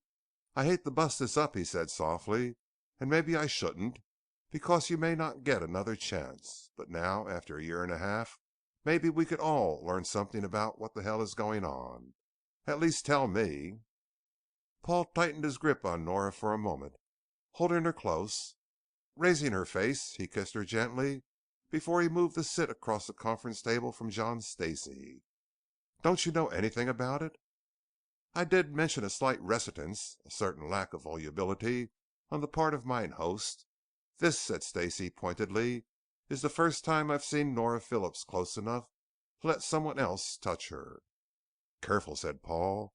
"This place is wired for sound, no doubt." "We're not telling anything that management does not know," said Stacey. "And if we are, they'll not interrupt. Go on, Nora, give. Remember, I'm the detective. In the novels, I'm the guy who knows all the answers, forms the decisions, finds the clues, and solves the case.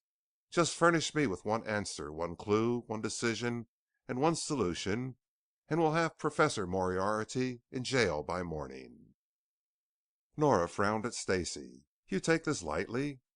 "I shall, as soon as I can get some. Bedeck me out in sackcloth." Paul, who knew Stacey's manner, shook his head at Nora. He pressed her hand a moment and then said, "Nora, some people get mad at the milkman and then take out their mad at everybody else they meet for a week. The other extreme is Stacey, who has the viewpoint that he and we are still alive." "I'm that way," nodded Stacey.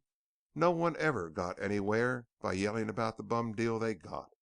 It's the guy who puts his head down and shoves, and the bird that gets mad at the universe because some bum stepped on his foot in the subway is the guy who loses a lot of friends." "I'm—" "Forget it and tell us," suggested Stacey. "This is a political battle," said Nora.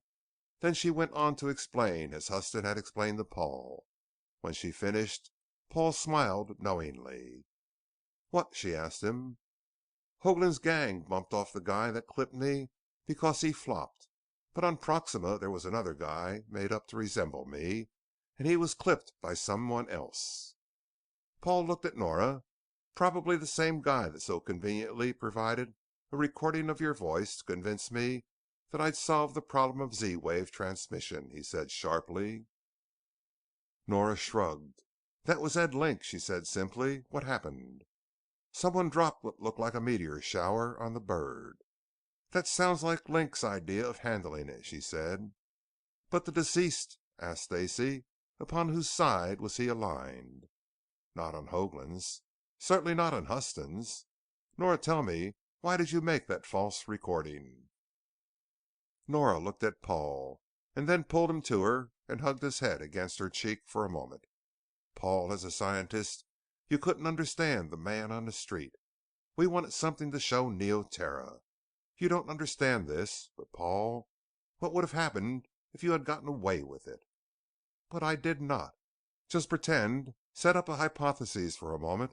Suppose that you had been able to convince the Terran Physical Society that you had received Z-waves from Terra while you were on Proxima I." "I'd have been the man of the hour. I'd have been handed a large appropriation and a project of my own to pursue this. But Nora, it will work. Why did you feel you had to falsify?"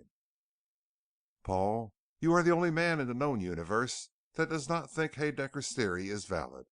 Please go on, please." "So I would have been able to pursue my work unhampered and—" "Now suppose you were unable to make the Z-wave contact again," suggested Nora. "Remember, the recording was the only contact, but the Z-wave, regardless of your belief, does not really work." Paul shrugged.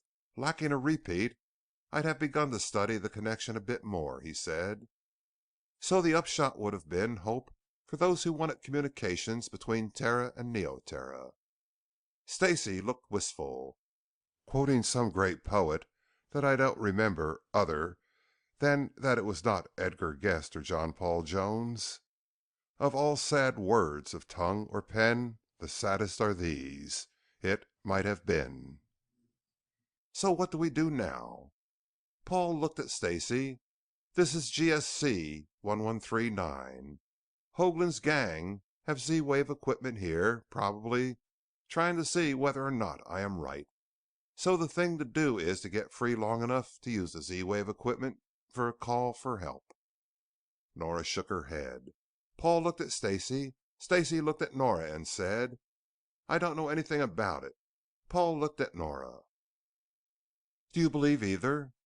Nora clung to him, hugged him to her, cradled his head against her soft breasts, and caressed his cheek.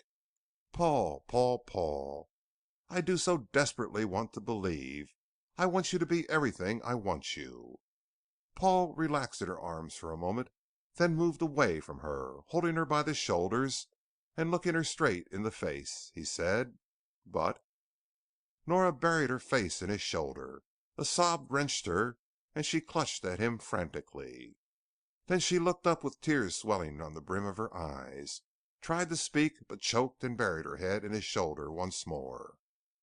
Paul put his hand under her chin, lifted it from his shoulder, and with his other hand dashed the tears from Nora's eyes. "Tell me," he said gently. "Paul, Paul, oh, Paul, I love you, and this hurts. But for all of your faith, you have not one shred of evidence." Like most human beings, Paul could comprehend the actions of someone of his own type, but he could not understand the mental machinations of people who had other motives and other interests in life. Nor could he seem to make other people understand that his continued interest in the Z wave was only just and sensible. After all, he had never had an opportunity to try it. To Paul, it was just that simple. Just let him try it. He had so much faith in it that he could not foresee his next reaction if failure came. Paul did not consider failure as a possibility, but if he did fail, he would automatically begin insisting upon a chance to continue, insisting that something had gone awry, or that there were factors that must be studied. This sort of attitude was acceptable to Paul, yet he could not comprehend the contemplated action of the political factions he was involved with. For instance, one faction was going to falsify evidence in order to swing an election. This seemed dishonest to Paul. He wondered just how they could justify their act. The other faction was keeping him prisoner so that he could not furnish any evidence at all. But eventually one side or the other was going to find that its evidence was in error. Then what? Supposing, because he had been kidnapped by this particular gang and thus gave some concrete evidence of negative result, Hoagland and Westlake and the rest were elected, after which the Z-wave contact proved good. Or if Huston and his crowd got elected on the strength of the Z-wave contact, and then, because Paul was captive and unable to make it work, there was no Z-wave communication with Terra. How could they justify their claims in the face of the emptiness of their prophecies? Paul could not understand the political mind and the thinking of the man on the street. He could not even apply such thinking to his own case. The fact that for eons politicians had been making promises that were unfulfilled after election did not register with Grayson. The thing to do, of course, was to escape. Then he could work and bring out the truth, which to Paul was single valued and positive, and thus do away with all of the half-truths, lies, and finger-crossed statements. But how? He had to admit that he was not ill-treated. He believed that both sides were willing to have Z-wave contact with Terra for commercial reasons, but he knew that only one side wanted communications now. Ergo, the opposing side, which were his captors, would treat him well in hope of having him work for them once the election was over. Paul shrugged. Whatever the cause, he would not cut off his nose to spite his face. His was no interest in political fray. He wanted to work with the Z-wave. In fact, Westlake and Hoagland had one facet that looked reasonably good. Their party was for autonomy, and if Paul worked for them, he would be forever free of any legal attachment to Terra. And doubtless Haedaecker and the whole Bureau of Astrogation were out gunning for Paul Grayson, if for no other reason than the stolen Burr-assed PG-1. Were Huston and his coalition government to get in, Haedaecker could swing a large club over the various integrated wings of government and make Paul's life precarious. So Paul was on the fence so far as his work was concerned. In fact, at the present moment, Paul did not think highly of either political ambition, since their high ambition was tarred with a wide, full brush of downright thuggery. Escape, of course, was an easy word to say. It was true that Paul's incarceration was nothing like being cooped up in a jail cell. His door was closed but not locked. He had plenty of time and opportunity to see and talk to both Nora and John Stacey, and to make friends with other political prisoners. Across the broad plain was a spaceport and some spacecraft that came and went. But going there and taking off presented the problem of getting away with it. He was somewhat reminded of the signs reputed to be placed around the penal grounds of Antarctica. There were maps of the South Pole region of Terra, with latitude, longitude, and the distance in miles from the penitentiary to the nearest shred of civilization, carefully and accurately marked. Listed below the map was a roster of average temperature for the district at any time of the year, and the whole thing was a great deterrent to walking out of the place and trying to cross a few thousand miles of very cold nothing in order to get to one of civilization's southern outposts, where the escapee's name would be posted long before he could arrive. The only way a man could escape was to have some means of communication so that friends could come to his aid. Paul's only method of contact was the Z-wave. They did let Paul tinker, and they even let him work, but they would not let him near Z-wave equipment that was connected with the radio beacon. Toby Morrow helped Paul with calculations and theory, being the only one among the prisoners who had done any work with Grayson. Morrow, of course, had been picked up by Westlake's crew on the planet at the other end of this leg of the Galactic Survey link, along about the same time that Paul had been grabbed near GSC 311-9. It was apparent without saying anything about it that Westlake's gang had been working with the Z-wave in the hope of establishing the validity of Paul's statements. But so far they had not been able to make contact apparently, and Paul had not been able to either. So as the days passed into weeks, Paul once more reconstructed his map of the Galactic Survey and connected this star with that, and the other with the fourth. It was beginning to fill in now. Paul viewed it with interest, occasionally wondering who was checking the beacons in his place. But it was filling in, and it reminded him somewhat of that game played with dots, in which each player takes a turn connecting two dots with a line, the idea being to complete squares yourself while preventing your opponent from completing any. Usually the first several moves are drawn here and there with no particular pattern.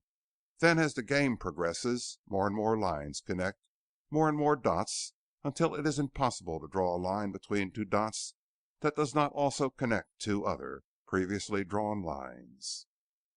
The galactic map is far from a square, otherwise all of the lines would have terminated at the same time.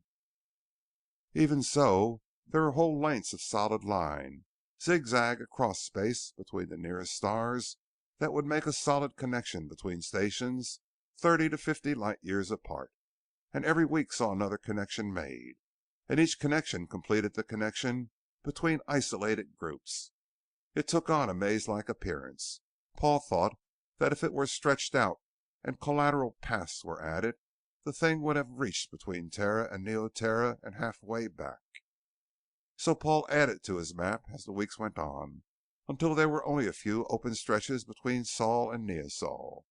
He thought ruefully that it was a damn shame that the whole galactic network would be completely closed before he got a chance to try the Z-wave. Instead of starting with one contact and working his way across, the first interstellar contact via Z-wave might well be a complete attempt between the two planets, 140 light years apart. It was a curious proposition. Civilization had been geared to a constantly accelerating life up to the time that Mother Earth and her daughter colony obtained and found that they were irrevocably separated in time and space by about 10 months and 140 light years. Fast pre-guided spacecraft could hiss through the distance as messenger couriers in about 8 months, but the power needed for such ships reduced the payload. but letters were the best means of communication, for a businessman would be out of touch for at least 20 months if he went himself. So mankind struggled along as best it could, hoping that someday someone would be able to lick the problem. Even Paul's group was able to witness the regular arrival and departure of couriers and men who came on official business. When one of the faster ships brought Hoagland himself, none of the prisoners gave any special attention to his arrival. Hoagland told Westlake, "That was a sharp job, Westlake." "I thought so. But your report forgot to mention one item. You did state that Grayson was trying to tap the radio beacon from a couple of million miles out, and that you caught him and his partner on the other end of the beam. But you forgot to mention whether your own experiments were successful." Westlake laughed. "Only in catching Grayson and Morrow. That was coincidence of the upper brackets." Hoagland smiled. "That it was," he said. "But have you gotten any evidence?" "None. We've been trying Grayson's idea for months without success. When the Z wave broke into life, we thought it was working until we located the source and went out to pick him up. The boys at the other end heard the same thing, did likewise, and then came scurrying back home to let me know about it. So we collected Grayson and Morrow in 2 fell swoops." Hoagland nodded again and then said, "Westlake, how good a gambler are you?" "I like to play safe," said Westlake. "How safe?" "Plenty." "Then you won't like this, but I'm going to make one gamble and one bet on a certain thing." "Yes? And which is which?" "Without a doubt Grayson got the equipment he was using from Huston and Huston's crowd of coalitionists. They set him up on some planet with a laboratory under their direction, and are probably running the Neoterra press ragged with glowing reports of Grayson's howling success, carefully guarding their statements with cautious warnings that the public must not expect Z-wave communications with Terra overnight, but someday soon, etc., and so forth." Westlake laughed. "The police anticipate an early apprehension of the criminals, sort of thing." "Exactly. Furthermore, I will be a bad prophet if I am incorrect in assuming that when Huston started Grayson on his job, Huston gave orders that Grayson was not to do anything that would gain him any notice whatsoever, on the idea that the first mention of failure would puncture Huston's political propaganda. All reasoning based upon the 'what would I do' theory. Good and sound, I calls it. Right. Now here is the certainty. If Grayson is the kind of idealist that I think he is, Grayson will at the first opportunity make some check of the Z-wave. In fact, he has tried to set it up already. He will try again if he is permitted." "That's your certainty?" "Now for the gamble. I've read all of Haedecker's theory and find it solid. I've read Grayson's line of reasoning and find it logical." "Then which is right?" "Haedaecker based his reasoning on fact. Grayson set out to poke holes in it and, like so many idealists, he proceeded to leap upon any facet that supported his theory against Haedaecker, while discounting anything that might militate against him." "So," smiled Hoagland affably, "the thing to do is to permit Mr. Grayson's escape in a ship loaded with Z-wave gear. Let him take his friends, Phillips, Stacey, and Morrow." Westlake nodded slowly. "I get it. Grayson will not make his next attempt in secret. He'll try it, and we'll have observers to watch and report his failure." "Right." Not much later, Hoagland's ship took off for Neoterra. Another ship took off for Terra with messages. Out across the broad plain, Paul could see from his window that the only ship remaining on the rough spaceport was his own spacecraft, the one furnished by Huston. Morrow's little job had taken off somewhere. Paul shook his head unhappily. Someone was willing to pour a lot of money into this business. Spacecraft were expensive, and yet they were being bandied about and traded like horses in a rustler's camp, while all Paul needed was entry to that one spacecraft over there, plus about 10 minutes of free time. Grayson paced his room until dark, muttering and grunting unhappily. Time and again he returned to the window to look longingly at his spacecraft, and time and again he wondered whether it would be possible to steal out across that mile or so of sheer flat plain and get into the ship without being seen. In broad daylight it would be impossible, but the encampment was somewhat south of the polar region, where the big beacon station was situated, and the planet was progressing along in its year, so that very soon the beacon station would be entering the half year of night. The encampment had been in perpetual daylight, a land of the midnight sun latitude. But now there was a short night beginning, which would lengthen as the year progressed. It was dark, dark. Paul looked out of his room. The corridor was dark. Deliberately, Paul stood there with the door open, waiting. He had gone out before, but he had not gone far before someone came sauntering by to engage him in conversation. Pleasant conversation that carefully avoided mention of the fact that this talk was between jailer and prisoner, and that one was keeping an eye on the other. Paul sauntered down toward Toby Morrow's room. The door was open, and Toby was fiddling with something at the top inner corner of the jamb. "What gives?" asked Grayson. Toby jumped like a startled doe, settled down as he saw Paul, and then took a deep breath. "Don't scare a man that way," he complained. He took another deep breath. "I've just discovered the burglar alarm," he chuckled, "and fixed it." "From here?" Morrow waved at the open door. "Been open for an hour. Nobody came. Thought you were it, Paul." Grayson smiled. "I doubt that you did much, Toby. Something's blown out somewhere. I got out without fixing my door, and no one came for me either." Morrow nodded thoughtfully. "Most alarms are designed so that any tinkering with them will result in sending the alarm," he muttered. "Closed circuit propositions. I had just located the contactor on my door and was jamming it shut. That would take care of my door, but not yours. Now, let's see what could be wrong." Paul grunted. "Let's not waste time in figuring out what's wrong with the enemy's burglar alarm," he said. "This is no time to be overly helpful.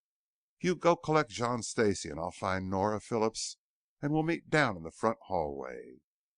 "What gives?" "Sitting here like a fool doesn't make me happy. I want action. Why don't we try to get away, Toby? What can we lose?" "Nothing but some breath." "Okay, it's a deal." Paul went down the stairs cautiously and along the corridor below until he came to Nora's room, and then without rapping he opened the door and stole in, closing the door behind him. "Paul!" she cried. "What?" "Collect yourself," grinned Paul. "We're leaving." He did not think until much later that he had not bothered to knock. Nor had he apologized for bursting in this way. It had come as a natural way, a normal thing.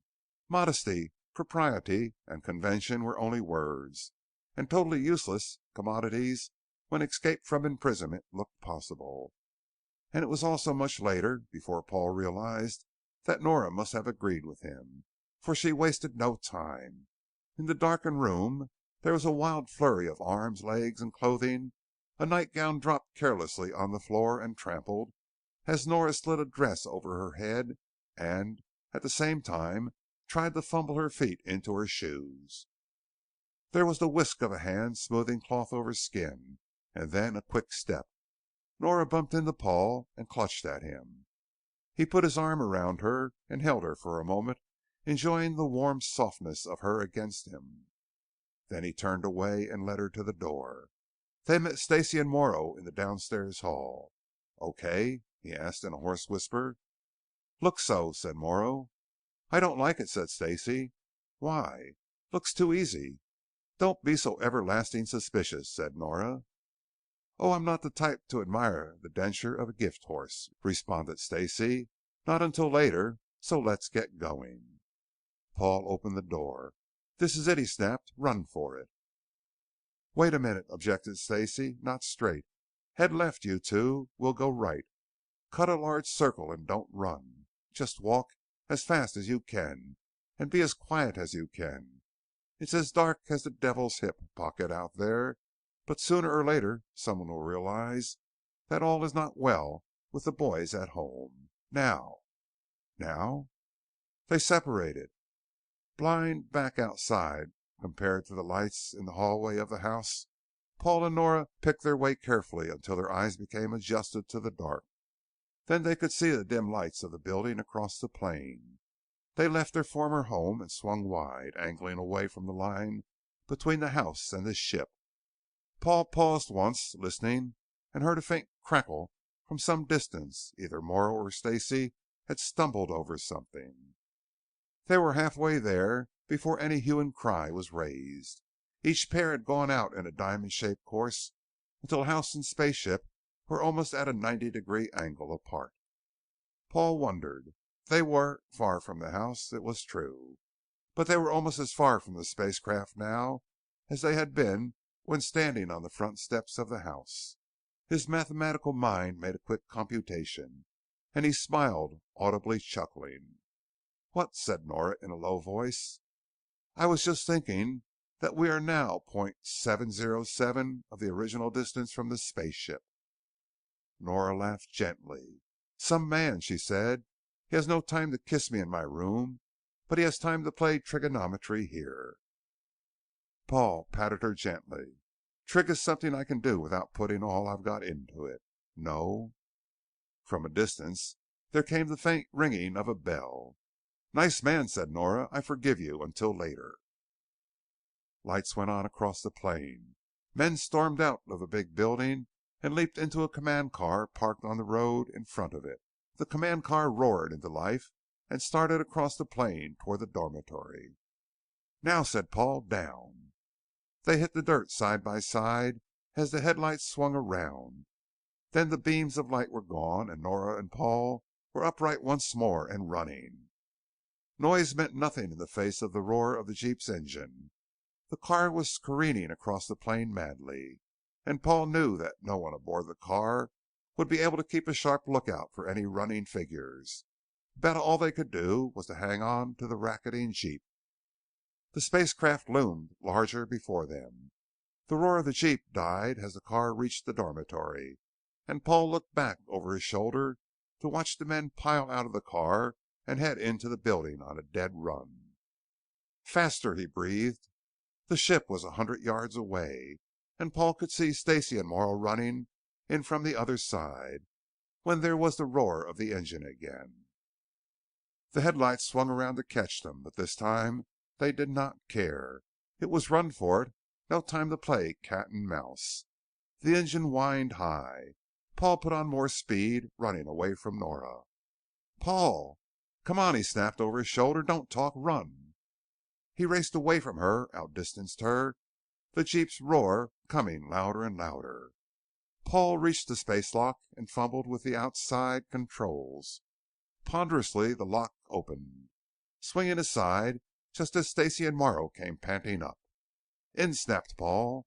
Then he turned, caught Nora's hand, and hurled her headlong through the opening.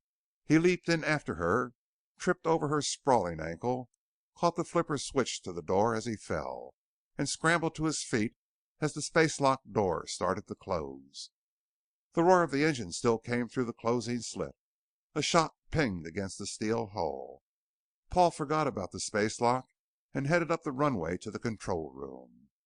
He hit the control panel with both hands, flipped the warm-up switch and the low drive at the same time. It would be a ragged takeoff, with the ship rising as the driving generators warmed up instead of taking off with a hot drive. He waited with one hand on the high drive switch, waited and waited and waited. Another shot pinged against the hull. One glanced from the view dome, but it was at such an angle that it merely nicked the ultra-hard glass, but did not crack it. It sang off high into the air. Stacy and Morrow came into the control room panting and half carrying Nora between them. "What are we waiting for?" snapped Stacy. "Getting up steam." "What is this, a Stanley steamer?" "Just takes as long," grunted Paul. Then the low drive took hold.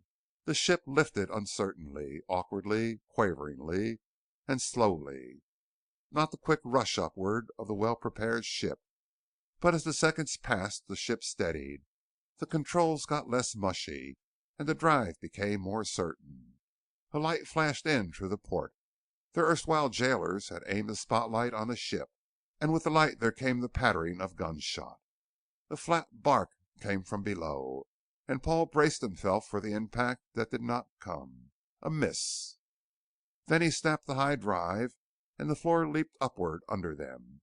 Chair cushions flattened and then filled out again as the hydraulic compensators went to work.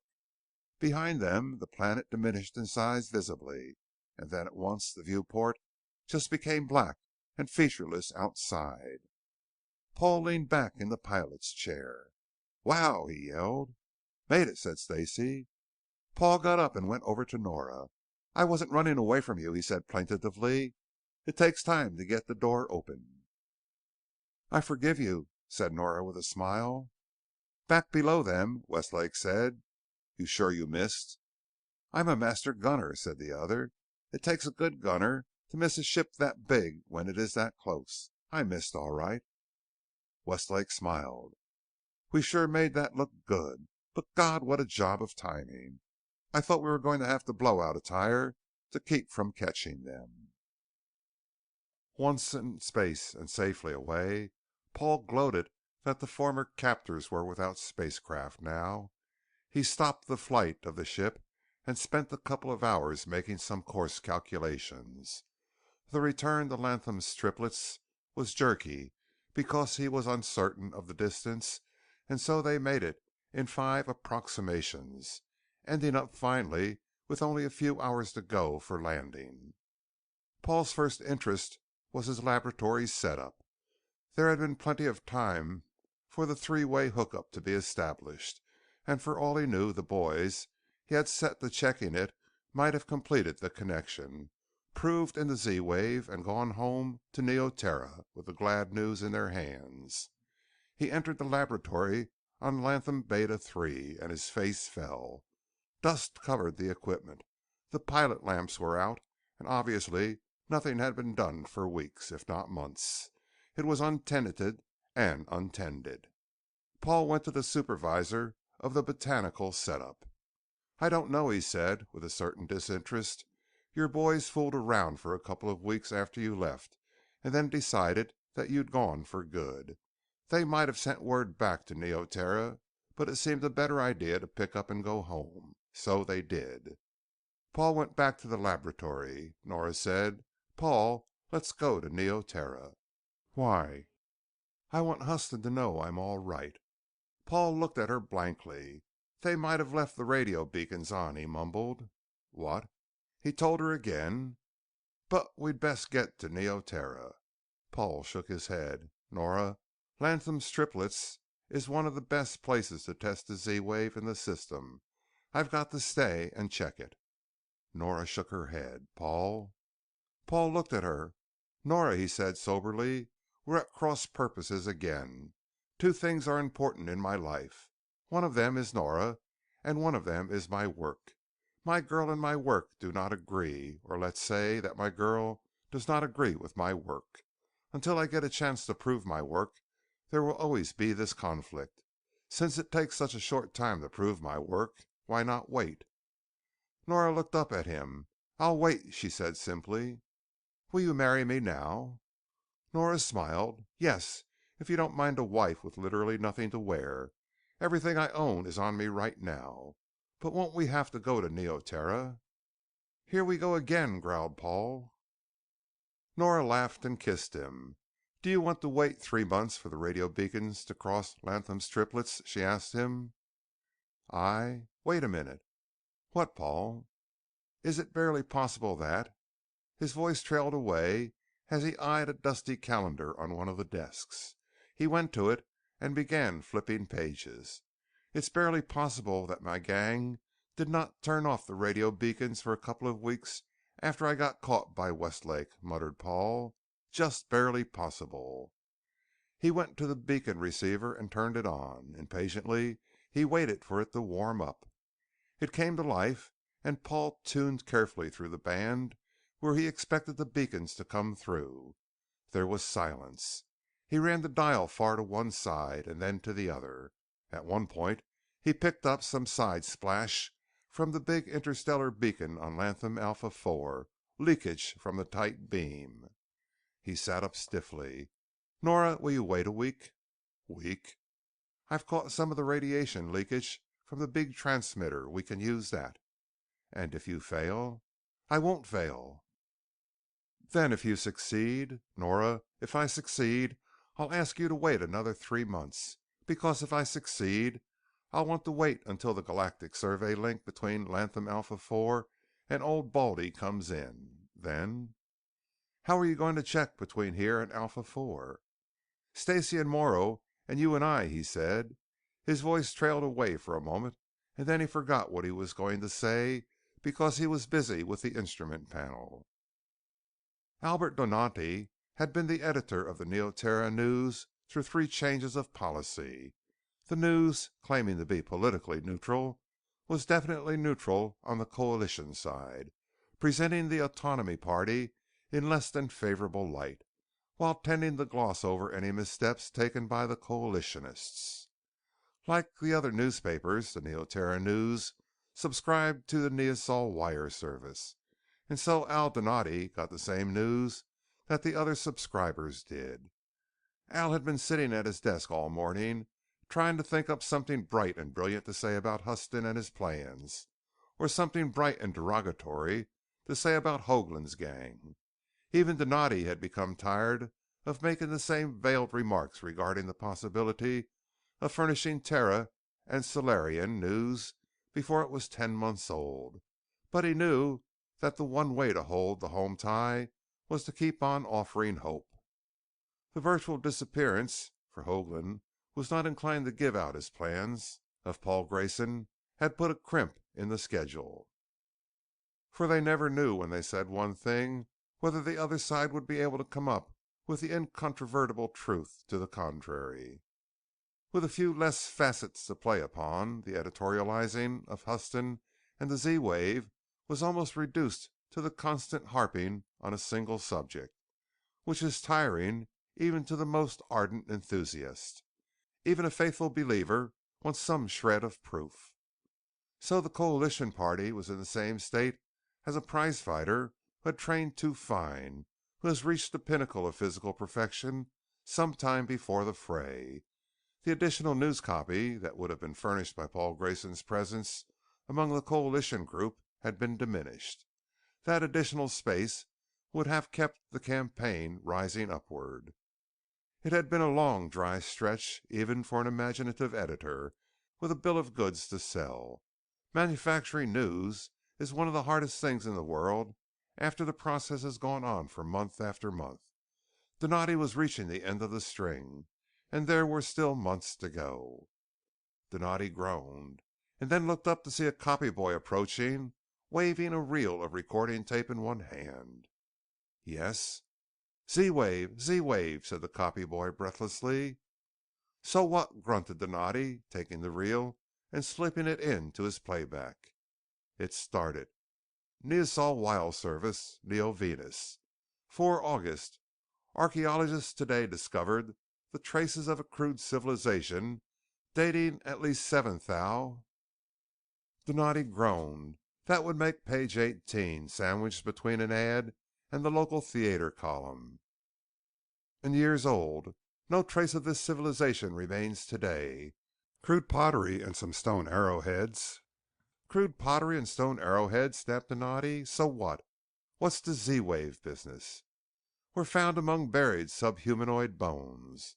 It has been an elementary principle among archaeologists that proper burial of the dead is an indication of Hell, exploded Donati. Z-Wave? So this thing came Z-Wave from Neo Venus. They all do. Engines. The arrowheads bear a remarkable resemblance to prehistoric arrowheads found on Terra. However, no connection between the stellar planets can be assumed, since arrowheads are a natural bit of design among primitive peoples and... Here there came another voice, superimposed upon the dry voice of the commentator for Neosol Wire. The whole was almost impossible to decode and separate. Like the lever as a basic simple machine would be. Stacy, Morrow, can you hear me? I'm on the air. Yes. Discovered as soon as the first man discovered how to use a... By all that's holy, we hear you. Or at least I do, Morrow. This stick of wood has a means of prying a large boulder aside from Is Stacy on Latham Alpha IV? Can you hear us on Latham? The opening of a likely cave. The similar use of a lever, some. Gamma 4, this is Toby Morrow, fellas. Both of your stay, where else in the galaxy would not mean that some cultural shuns are coming in like a ton of bricks. Nora, now will you? Connection as ever existed between the distant cultures. How? Believe me, Paul. I do want to believe you, but isn't this ever it is of basic interest to know that there was a civilized, rather short distance as interstellar distances go, 3 light culture in the galaxy other than the Solarium humankind. Doubt? Months is not anywhere near as far as several light years. Less as the galaxy is explored, other cultures and civilizations. But this is just the beginning. Can I bring you the rest? Will be discovered. It is more than likely that other civilizations. Do that, my dear, and will you have forever proven your shuns will be found which are still thriving. In fact, it is not place. With you? With me? No, Paul, I mean with the unlikely that our technical perfection may be overshadowed. Worlds of science and men. You should know your place with by some greater culture whose history of development may me. Should I? You should, Paul. Where? You wouldn't. Extend back earlier than the history of mankind. Want me to say this over the air? Not hardly. Donati listened to the unmistakable sound of ardent osculation with a saccharine expression on his face. Then the fatuous look died to be replaced by sudden excitement. With one hand he stopped the playback, and with the other he grabbed the telephone. "Get me Huston," he roared. "What do you need a telephone for?" asked the operator. The connection was made in a hurry. "Huston, the Z-wave is in." "In? It's in now, damn it, and I've got proof." "Proof? Don't stand there gabbing. Get over here." "You sure?" Donati laughed. "I just heard Nora kissing Grayson via Z-wave." "You what?" "You heard me." The phone clicked. Donati reached for the intercom. "Stop everything," he roared. "Break down the first page and set up for bright red ink. 7-slug banner, Z-wave, across the top in red. Get that started and we'll write the story on the lino. Morgan, get over here and do something about it. You can run a lino. Don't bother to script it first. Go down and set it up. Timmy, bust out a picture of Grayson and Nora Phillips if you can. Jones, start a page 3 blast against Haedaecker and it goddamn Haedeacker's theory. Jason, make a repo of this tape. Lewiston, burst into the soap opera just before the grand climax with a special announcement. Brief and not too informative. Details later, you know. Forum, see if you can get a statement, as if we need one, but it'll do no harm, from Senator Beaumont. Morgenstern, do the same with Representative Horace. We'll print 'em side by side. Carol, go out to Dirty Joe's and bring me back a gallon of black coffee." The news office was ticking like a time bomb about to go off when Huston came in. His first words were, "Did anybody have the brains to try calling them back?" "Ah, I doubt it." "Damn it, do it. You try calling them back." "And you?" Huston scowled. "They're out there on Latham's triplets, all alone and unprotected. Y'all know what happens next." "I can imagine." "Well, this is what amounts to war. I'm collecting what I can to go out there and see that they're protected." "Good luck," said Donati. "You want to hear the record before you take off?" "I can wait that long, yes." The superimposed recording was just ending when one of the office boys brought back 2 papers. One of them was Donati's, with Z-Wave in bright red headlines across the top. The other was as red, as large, and as vigorous. It said merely, "Lies." "This is still a dirty fight," said Huston sourly. He scanned the opposition paper with a sneer. Prepared recording, false evidence, untruth, political maneuvering, smear technique, untruth, false hope, clever machine politics. Oh, hell, Donati. You know the only way to shut these bastards up? I can guess. Well, that's what I'm going to do. Huston left Donati's office on the dead run. Hoagland faced his underlings across the desk, his eyes glittering. So I played a hunch and was wrong. It's not gone yet. All we have to do is play it close. But what can we do? Outguess 'em. How? You're not very bright, are you? Sneered Hoagland. Good thing Jeffers is running the paper. You know, don't you, Jeffers? Sure. All I have to do is reproduce a recording of Grayson's first false attempt on Proxima I. Right. And then? Then the only thing that will convince the great public is to have the president of Terra himself make a talk over the Z-wave between Terra and here. And don't think that Huston won't try. Of course he'll try. Even if he were far ahead, he'd try, because he is no idiot. But if he doesn't, then the failure itself can be used. Correct, said Hoagland. So you stay tight at your desk and get ready to blast them out of their pants when President Bennington doesn't come through. Hoagland turned to a tall, slender, elderly man with a bit of a squint that came, extraordinarily, out of sharp eyes. Astronomers, he snorted. Dr. Hargrave shrugged. That's why the Galactic Survey was started, he said quietly, because we did not know the precisely accurate distances between the stars. Don't blame me. Your election date was set by law a long time ago. Don't blame me if the galactic network is completed before election day. We had only physical observations to go on. It's not my fault. Hoagland nodded unhappily. I know, he admitted unhappily, but if the galactic network is completed before election day, it will be my failure. For 4 solid months, Donati tried to reply by Z-wave and failed.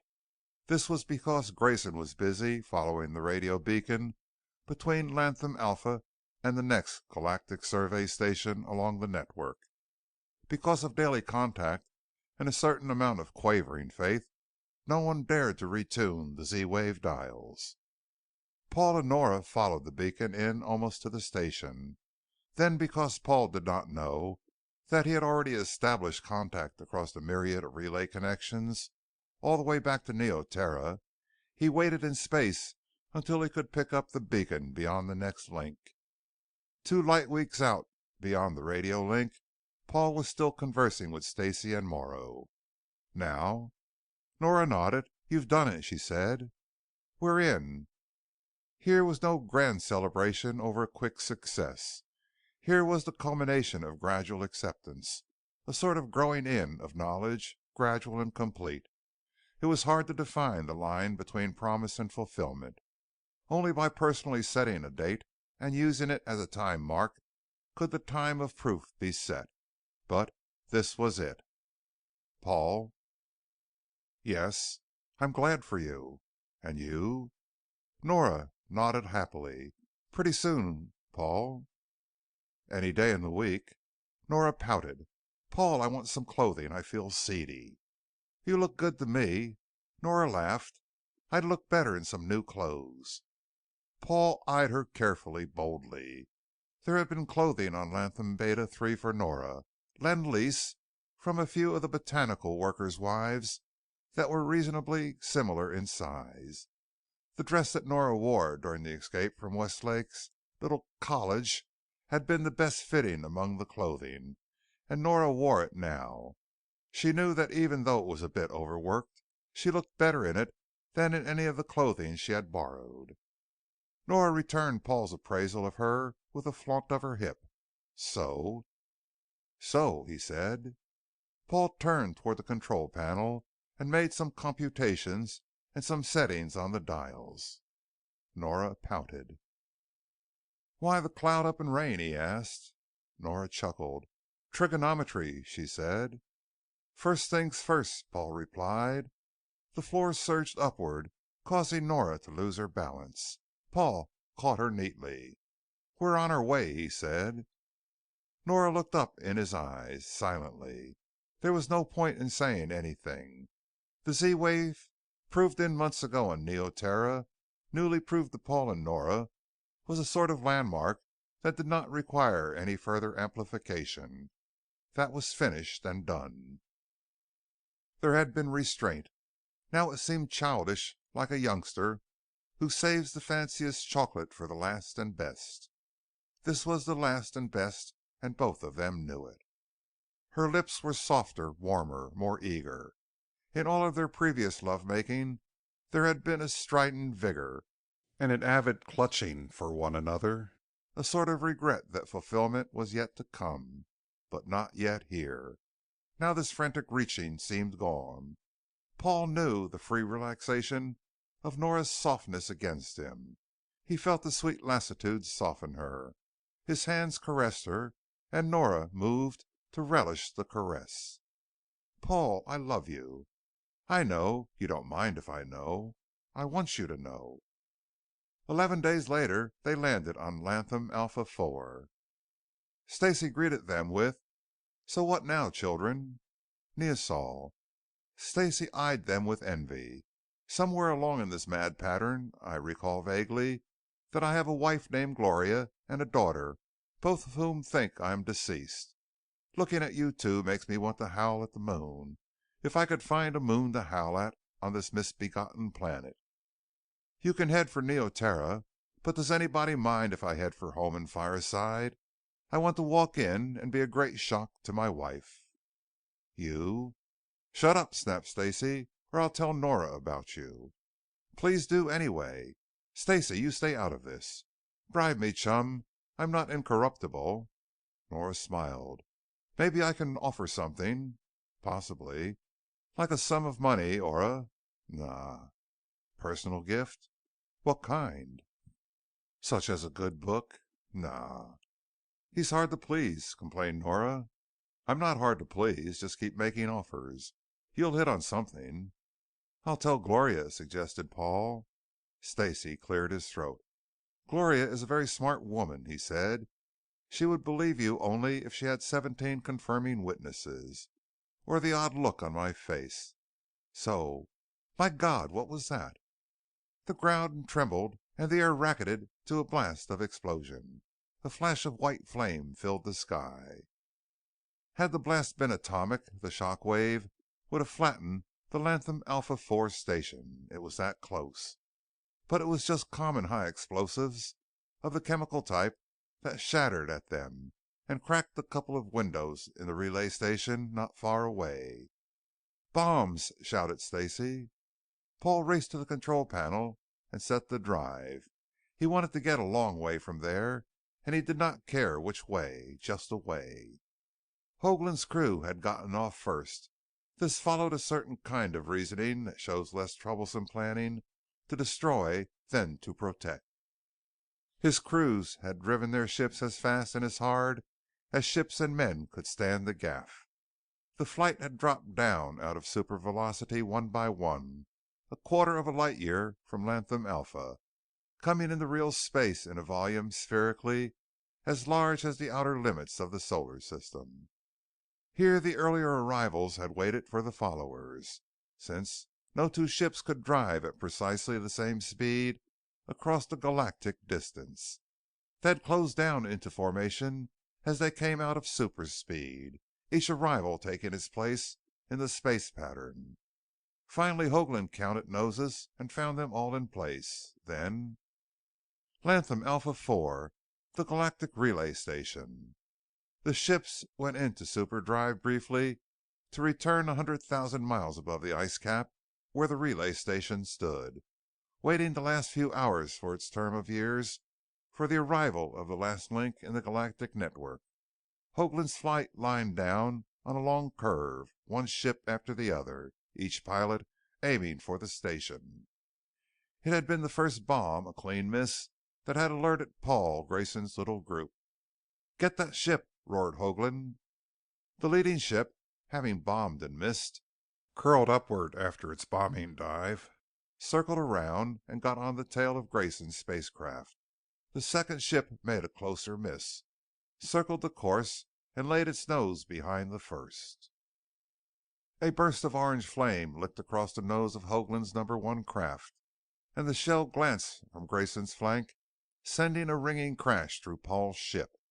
All three of them looked behind to see ship after ship line up to race after them. Paul reached for the high drive. It was almost warm enough to use. Huston's flight had taken off a few hours later. There had been a lot of preparation, data regarding dates, flight velocities, and some calculations as to the completion of the network. Then a courier ship had been prepared like no ship had ever been prepared before. Unmanned, but timed to perfection, courier ships crossed space between Sol and Neosol in half the time of passenger flights. They'd carried tons of official mail. Ordinary commercial mail was not permitted here. In Huston's special courier, the tons of official mail had been whittled down to one piece, 4 pages of micro-typewritten tissue paper, and the remaining load had been filled up with additional power pack. The timing had been calculated to perfection, and the timing circuits had been carefully checked by the standards technicians. Then the drive had been set, and the ship had taken off for Terra in a flight calculated to make space crossing history. Only then did Huston's flight form and leap into space from Neo-Terra. Driving as hard and as fast as men and machinery would permit, Huston's crew came down out of supervelocity 4 months later, a couple of light months south galactic from Latham Beta. Like Hoagland, Huston waited in space until the stragglers came through. Unlike Hoagland, Huston had to wait because he was going to defend, not make a destructive attack. Once the flight had formed, they circled Latham Beta and headed for Alpha in superdrive. They came into one side of Alpha IV and circled the planet less than 100 miles up, coming around the planet in time to watch the first line of Hoagland's ship start the bombing run. "You know the score," snapped Huston. "That relay station must remain intact until the network beam gets here. Protect it." Huston's flight spread out a bit and streaked across the ice cap, hitting Hoagland's bombing curve in the middle, ship after ship. Orange flames licked the noses of Huston's craft, and the shells screamed across the ice cap to flash in and around Hoagland's flight. The careening ships and the flight of screaming shells destroyed the flight perfection of the bombing pilots. The ice cap blazed with dots of flame and pillars of smoke as the bombs landed in a shotgun pattern around, but never quite on, the relay station. Huston's men spotted the Hare and Hounds game forming at the upward swing of the bombing run, and the ships roared for counterattack. Like twin corkscrews, both flights spiraled up after Grayson's fleeing ship. "Grayson!" roared Hudson. "Grayson!" "Yeah?" It was Z-wave now, because all of the ships were close locked in combat, not the galactic separation that made original contact necessary. "Grayson, this is Huston. How long before the beacon beam arrives?" "Hours." Huston groaned. "We've got to defend that station for hours or defeat Hoagland completely." Huston's flight split into two. One of them spiraled down to race in a large circle high around the relay station, the rest of them remaining in the locked spiral of the flight. Grayson snapped the high drive and his ship flashed into superdrive and away. Hoagland's flight gave up the chase and looped up and over and down towards the station again. Huston's half-flight cut the corner of the curve and passed through Hoagland's ship, the space rifles barking. It was a maneuver similar to crossing the T in naval warfare. One shell drilled in through the foreport of Hoagland's ninth ship, and the velocity of the ship carried the racketing bit of metal back through the guts of the ship, where it glanced viciously from wall to wall. Lights went dark, and then the ship lost drive as the round hit some of the vital wiring. Inert, the ship continued on its course freely, curving down towards Alpha IV to land with a blossom of flame as the driving chambers blew their atomic load. Space flashed bright as one of Huston's craft rammed its enemy. A flare of molten metal splashed wide, and bits of solid, jagged hull sprinkled space with deadly missiles that caused the following ships to veer wide. A third ship exploded violently as one of Huston's shells drilled the drive chamber. One of Huston's ships ran into one of the jags of hull and went inert. The pilot fought it while the crew struggled with the ruined wiring. Arcs and flares filled the ship as the air dropped in pressure within the ship. Then the electrical arcs went out as vacuum came. Struggling against no gravity, the crew floated in the ship, hurling tools to direct themselves, tossing cables across the hull spaces. A dim light came on as the ship dropped toward the ice cap. Then the drive returned part way. The pilot fought the ship down to a racketing, sliding crash that hurled up a fountain of chipped ice and strewed the furrow with fragments of ship. Those of the crew who survived the crash leaped from the ship through jagged holes in the hull and raced for the relay station. All of them remembered one main tenet of warfare. Eventually, no matter how outrageous or how efficient grow the mechanized weapons of warfare, it is the man with the bared knife that subdues his enemy on the contested ground. Revolvers shattered the locked door of the station, and the men took shelter inside. They might be sitting ducks for a bombing run.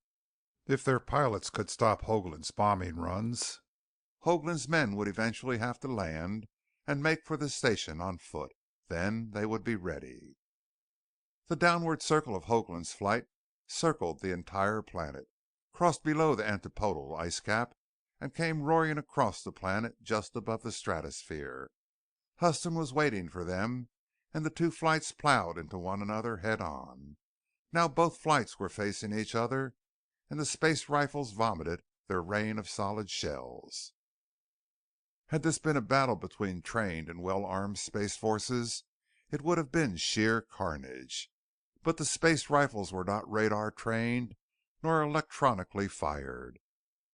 These were ships of commerce locked in combat as deadly as man against man, but lacking the finer techniques of modern mass killing. Ship after ship trained on one another and raced toward one another on dead course. The space rifles spitted as fast as the perspiring gun layers could serve the breech. It was blam, blam, blam, with the pilot holding the course dead true, nose toward nose across the ice cap, each pilot trying to make the other pilot swing aside first, daring and trying to keep his own nerve from screaming while he looked death right in the eye and spat. Untrained by experience and lack of enemy courtesy, there was no commonly accepted rule regarding the final tilt from the collision course. Some went left, some went right, some went up, some dodged down and hit the planet with a racketing crash and a shower of ice, amid the vomit of flame as the drive chamber let go. Some veered into one another's course, and the stratosphere flashed high and wide with flame and terror. Others missed cleanly, circling left and right. Others coursed up and over, with one pilot tightening the curve of the plate buckling strain point to circle the course and end up with his nose on the space rifle looking down the drive chamber of the enemy. One of Hoagland's pilots circled up, loosing a bomb as it rose. Huston's pilot ran into the bomb, and the sky roared white and hot. Then both flights went through one another and circling high above the ice cap for another run. They met 10,000 miles in space, widespread, and raced at one another in a mad dogfight. On the ground below, survivors leaped from cracked ships and ran to safety. Pitifully few survived. Aligned man against man and group against group, for they were spread out across a 20-mile area, they fought with revolvers and stalked one another across the hummocks of ice and laid in wait in defiles and passes, converging on the station. Holes poked in the ultra-hard glass dome near the edge of the station wall sprouted revolver barrels. The relay station became a blockhouse protected by Huston's survivors. The first crash had been a blessing instead of a defeat, for Huston's men defended the station against Hoagland's surviving crews. Huston's survivors made their way to the station, leaving their dead and the dead of their enemy on the ice behind them. And bit by bit, the numbers in battle in the relay station grew. For any one of Hoagland's men, once within the station, could stop this battle merely by firing a single revolver shot through one of the vitals of the radio beacon receiver, or hitting it with any hard instrument, or just by flipping the on-off toggle switch that controlled the entire station. Both flights, diminished now, hit one another in a mad pass high above the planet. Space filled with bits of jagged metal and the silent shells that would someday end up as satellites to some distant sun, to possibly confuse some space miner that found a piece of nickel steel completely machined and fitted with copper expansion bands in an orbit around an unpopulated stellar system. Numbers being equal, Huston's men had one small advantage. They wanted to hit Hoagland's crew. Hoagland's gang had two objectives.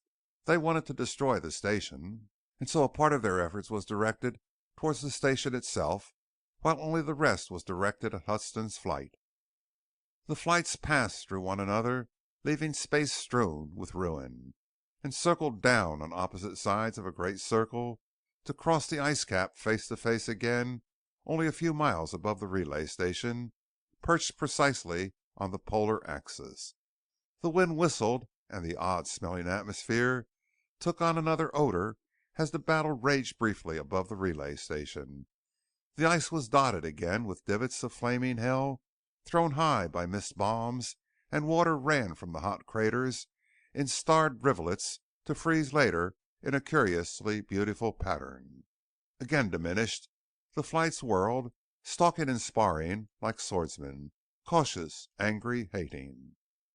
And while the embattled fleets of spacecraft circled one another, Paul Grayson was far in space, coming out of superdrive, confident that he had outrun or at least disappeared from instant contact with the enemy. Alpha IV was far, far behind. Latham's triplets were only stars in a neat equilateral triangle below. Very bright stars, but nonetheless true stars, showing no disk to the naked eye. "Now what?" asked Stacy. "That was damned close, little friend." "Do we go back?" asked Nora. "I'd rather not," said Stacy. "I prefer to die in bed at the age of 117 after a long, pleasant, active, and interesting life." "Huston is down there too, you know," said Paul thoughtfully. "So what?" "He apparently came with quite a gang." Stacy grunted. "Let's wait until we're sure that the unpleasantness has ended. Someone will be yelling, 'Wayne, we day, Weekey,' and I want to be sure that the guy yelling Weekey is on my side." Grayson shook his head thoughtfully. "Huston got here," he said. "So?" "Hoagland and his gang must have." Grayson's voice trailed away as Paul went into another reverie of thought. "Paul, this is what is commonly referred to as patently obvious." Paul snapped out of it again.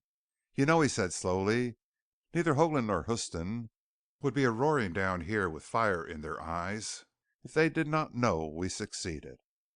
Nora blinked. "They must have overheard us," she said. Paul spread his hands. "Why not? The link was solid between Latham's triplets and Neoterra. We might have interfered with their Z-wave." "That's fine reasoning.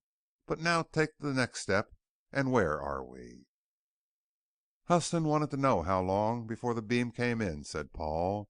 Then he groaned and said that they'd have to defend the station for hours. "After which," said Stacy, "we left somewhat precipitously, if not graciously. I don't blame us, but of course we are sort of biased by our own feelings." "But why?" asked Nora. "I've been away from the Galactic Survey for a long time," said Paul thoughtfully. "It's more than possible that Latham's triplets is the station that completes the link. There is always some question as to where the final beam would cross because we were not sure what the precise stellar separation was. In fact, he said, with a smile, this determination of stellar distances was the reason for originating the Galactic Survey. Now, if Latham Alpha turned out to be the final link, coming a bit early, and Haeddecker's theory was wrong, the link between Sol and Neosol could be complete. By Z-wave, once the radio contact checked in. Huston might have some plan. Again Paul trailed off as he began to think about the subject deeply. And, prompted Nora, the final link should be heading toward Alpha 4 quite close by now, said Paul. We'll tap it before it lands. The courier spacecraft dropped down out of supervelocity and emitted an overwhelming blast of radio signal. One half of the output tube operating life went into eternity in 1/2 minute of intense power. Minutes later, space stations picked up the radio blast and had radio ganometers pointing the angle, which when correlated with other space stations bracketed the courier spacecraft nicely. A telemeter beam figured out and caught the radio controlled circuits of the courier, and the courier turned obediently and started to blast towards Terra. It landed in a screaming arc and came to rest, smoking both outside and inside, for the driving circuits had been running at overload for nearly 4 months. Technicians at Great Lakes Spaceport trundled the courier along a runway and dunked the whole thing into Lake Michigan, where they watched the clouds of steam boil up and then subside as the hull cooled. They waited, and then they breached the message hull, which was a separable nose.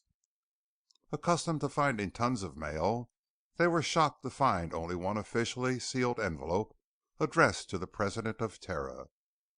They put it on a mail speedster that arced high into the stratosphere and back into space itself in a vast segment of ellipse to drop into the hands of the capital techs within a matter of minutes. Here the official envelope bypassed any number of official channels. President Bennington heard the diffident rap on his bedroom door and grunted unhappily.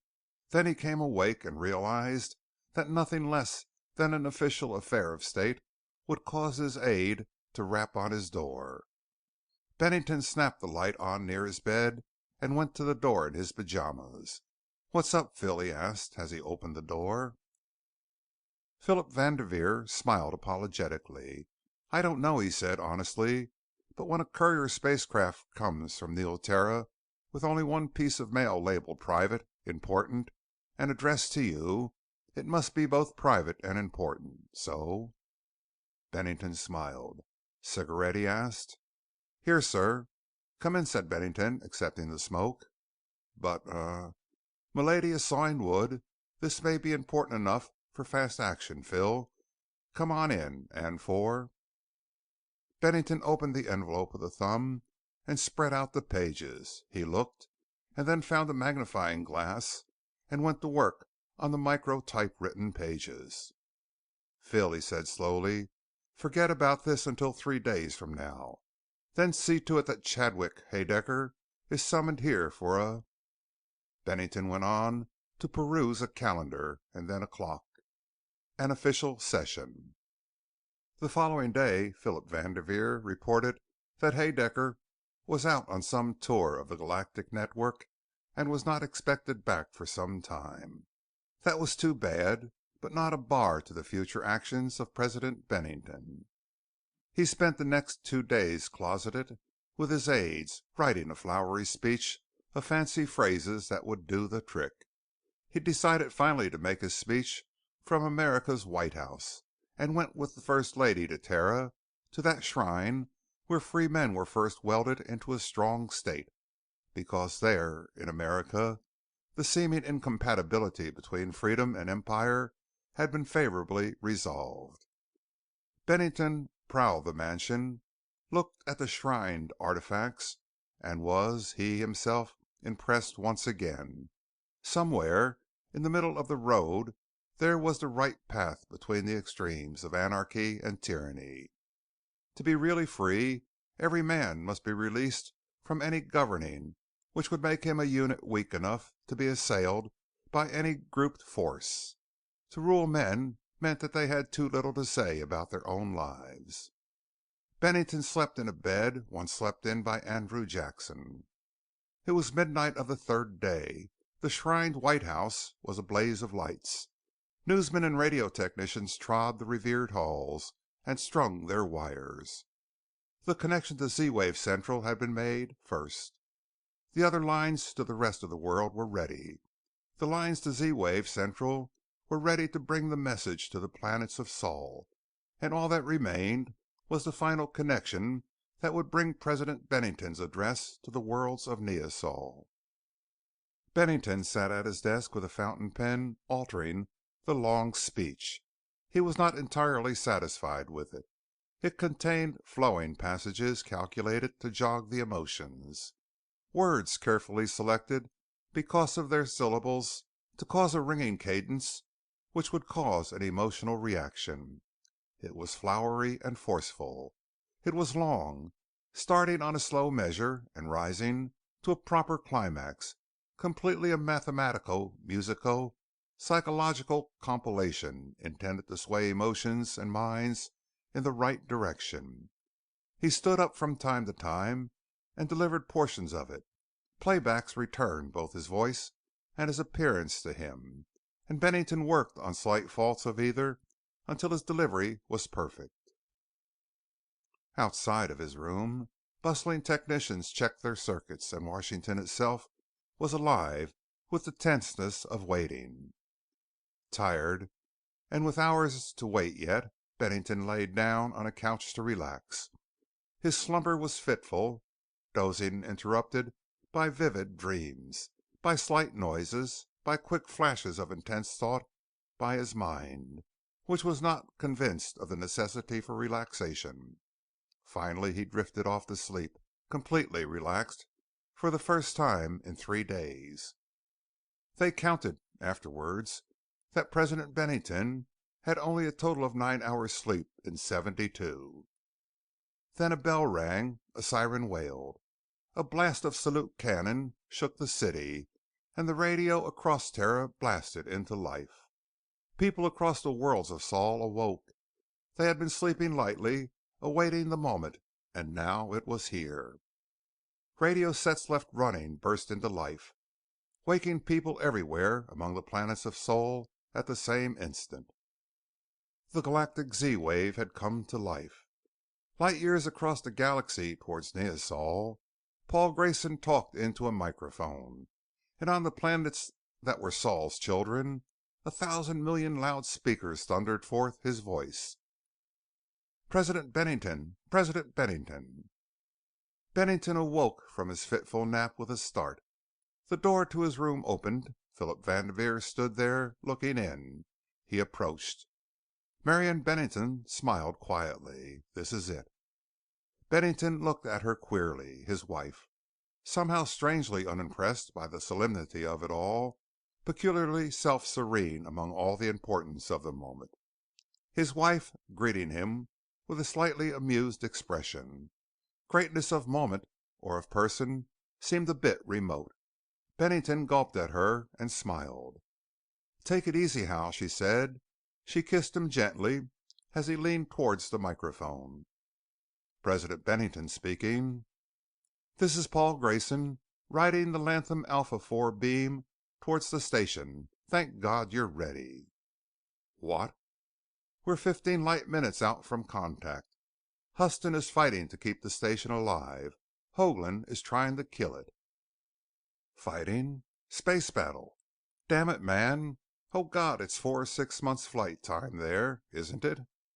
"Yes," said Paul. "Just stick around. We'll win." "Grayson, you've got to win." The ice cap was dotted with craters. Tiny spots of black among the sea of glittering white were men struggling in the icy cold to reach the fight for the final link between Mother Earth and her distant daughter. In the sky above, isolationists and coalitionists fought with nerve and iron to separate versus maintain the original solidarity of the galaxy. Paul, riding the front of the incoming radio beacon beam, had no idea of how the fight was going. But of Hudson's 100 ships, and 117 of Hoagland's, only 9 were left with Huston and 7 left with Hoagland. The collected survivors in the relay station numbered 30 souls, determined souls of the same determination of the men who stood at Concord Bridge. The plain around the station was a mess of bomb craters. Desperation measures, but all misses. The glass dome itself was holed with a half gross of shells fired into the station, and 3 of the big parabolic antenna reflectors were drilled with 4-inch holes, but still electrically functional. Master fighters now because they were survivors. 9 and 7 faced one another cautiously. They raced in, faced one another harshly, like frigates sailing in to receive a heavy broadside, clashed, and came on through as 5 and 3. Huston's crew circled in a mad melee, 5 of them in overwhelming odds now. They herded the 3 high, caught them in an englobement, and made a flaming kill 100 miles above the planet, then raced forward as Hoagland started to flee for his life, his campaign defeated. With the ice cap dotted with death and wreckage, Huston's command ship left the other 4 to guard the upper sky while he scouted the surface, using his power ruthlessly to cow Hoagland's separated survivors into abject surrender. Then, in complete victory, Huston raced his command ship in a vast circle around the damaged but still running relay station. It would go deadly hard with anyone who tried to interfere at this instant. Huston's engineer snapped in the Z-wave. "Grayson, Grayson, are you? The Z-wave receiver in Paul's ship brought this call. He snapped the toggle and said, "Huston, I'm riding the radio beam down to Alpha IV. "Bennington, I've got him on the Z-wave. Connect me."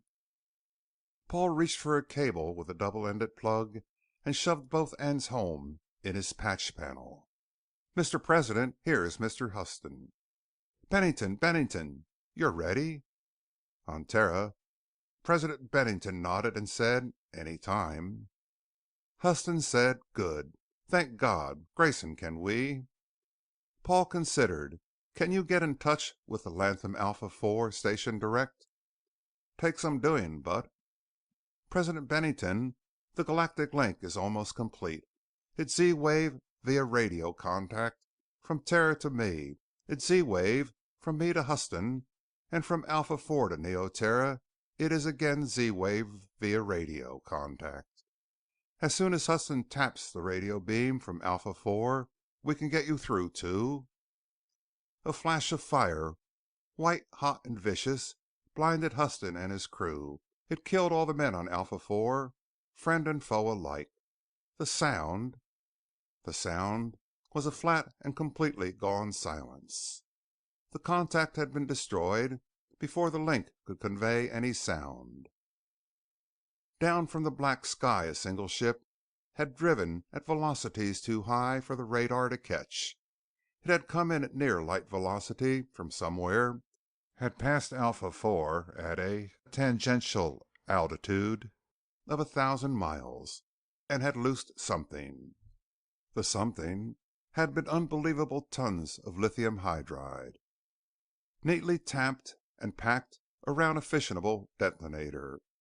The super bomb drilled into the planetary crust a full quadrant south at the equator of Alpha IV and exploded.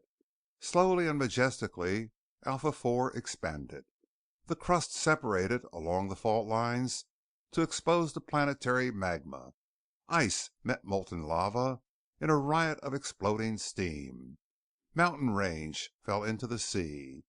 Livid streamers of tortured matter flared forth, and the surface heaved, bubbled, and collapsed, and the smoke and dust and soil of Alpha rose into the atmosphere to mingle with the clouds of vaporized metal and superheated steam that roiled and blasted away from the planet into space. Latham Alpha IV contracted into a boiling mass of energy. distributed and redistributed and redistributed throughout the planetary mass. Gone was the ice cap, forever lost were the men who battled face to face and gun to gun to keep the relay station running. Then Latham Alpha began to expand. Slowly and majestically it grew as the volatile material became gaseous with the energy hurled into it. The flaming white glow died into a furious orange red as the localized areas of energy spread out and the whole of the planet began to radiate dully. Across space, heading into a boiling planetary surface that had no receiver to collect it, came the galactic radio beam. It entered the roiling planet and died. What missed the planet either splashed aside from the space-stressed energy or went on and on and on through space, unchecked and unheeded. Huston's spacecraft, hurled upwards by the force of flaming gases, bounced around viciously until Huston's pilot snapped the high drive briefly, first on and then off. "Grayson! Huston, what has happened?" "Superatomic! God!" "But the relay, the network?" Paul thought for a moment. "I've still got Bennington," he said, and here Grayson's voice paused for a moment. Grayson's ship had been at one light velocity following the beam towards Alpha IV. Now as he sat at the console of his ship's drive, he reached for a switch that swerved the ship aside in its course by just a few milliseconds of arc. Seconds later he passed the boiling ruin of Alpha IV by 500,000 miles, still following the head of the galactic survey beam. As Paul passed the planetary ruin, he snapped another switch, picked up the microphone and cried, "Al Donati! Al Donati!" And down from Neoterra came the reply, "Grayson, you've got Bennington." On the other end, back in the White House, President Bennington sat before the broad desk, looking at the microphone with an odd expression on his face. Somehow, flowery speeches and fancy, well-calculated words seemed a bit pale and unconvincing in the face of men who lived and died for a grand principle. He looked up at the wall. He saw a bronze plaque. "President Bennington, speak up." Bennington started. It was Madison. Was it Madison or Jackson who said that an American could tell the president to go to hell and all the president could do was to argue with him or go fishing? Bennington tore his carefully prepared speech down the middle. He stood up and looked at the bronze plaque and began to read it. 77 years ago, across space to Latham's triplets went the Z-wave, connected at long last by the original radio linkage.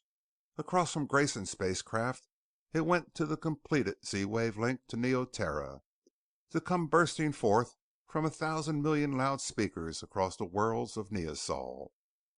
Neoterra heard it, and Neo-Venus listened. The isolated colonists on Neo-Ganymede cheered, and the folks on far Neo-Pluto nodded their heads knowingly. Engaged in a great civil war to determine whether that nation or any other nation so conceived and so dedicated can long endure. "Grayson," came the whispering of the radio, a mundane instrument of no great interest to anyone. "Grayson, we've caught him." "Who?" "Your pal Haedaecker. He bombed Alpha IV." "But—" "We'll twist his arm, Grayson. Maybe he'll explain the guy who tried to shoot you to bits on Proxima I. Maybe a lot of other things. Anyway, he's the joker in this deck." Stacy eyed Paul with a glitter. "Do you mind if I start going home to my wife?" Paul snapped off the communications panel entirely. "They've made it," he said. "It'll be complete from now on. And we'll crisscross this galaxy with radio beacons from star to star and bit by bit until the Z-wave contact is complete between Mother Sol and any of her colonies." "Let's take Stacy home," suggested Nora. Paul turned to the panel and set some switches, adjusted some dials, and threw in the main switch. The floor surged below them, and Paul put his eye to the spotting telescope as his ship began to move. Paul yawned as the minutes passed and the ship gained speed toward Sol, aimed by his watchful eye. Time passed, and Paul, finally released from all of the trouble and worry, began to hum. Eventually he began to sing in that off-key voice. Round and round and round go the deuterons. Round and round and round the magnet swings 'em.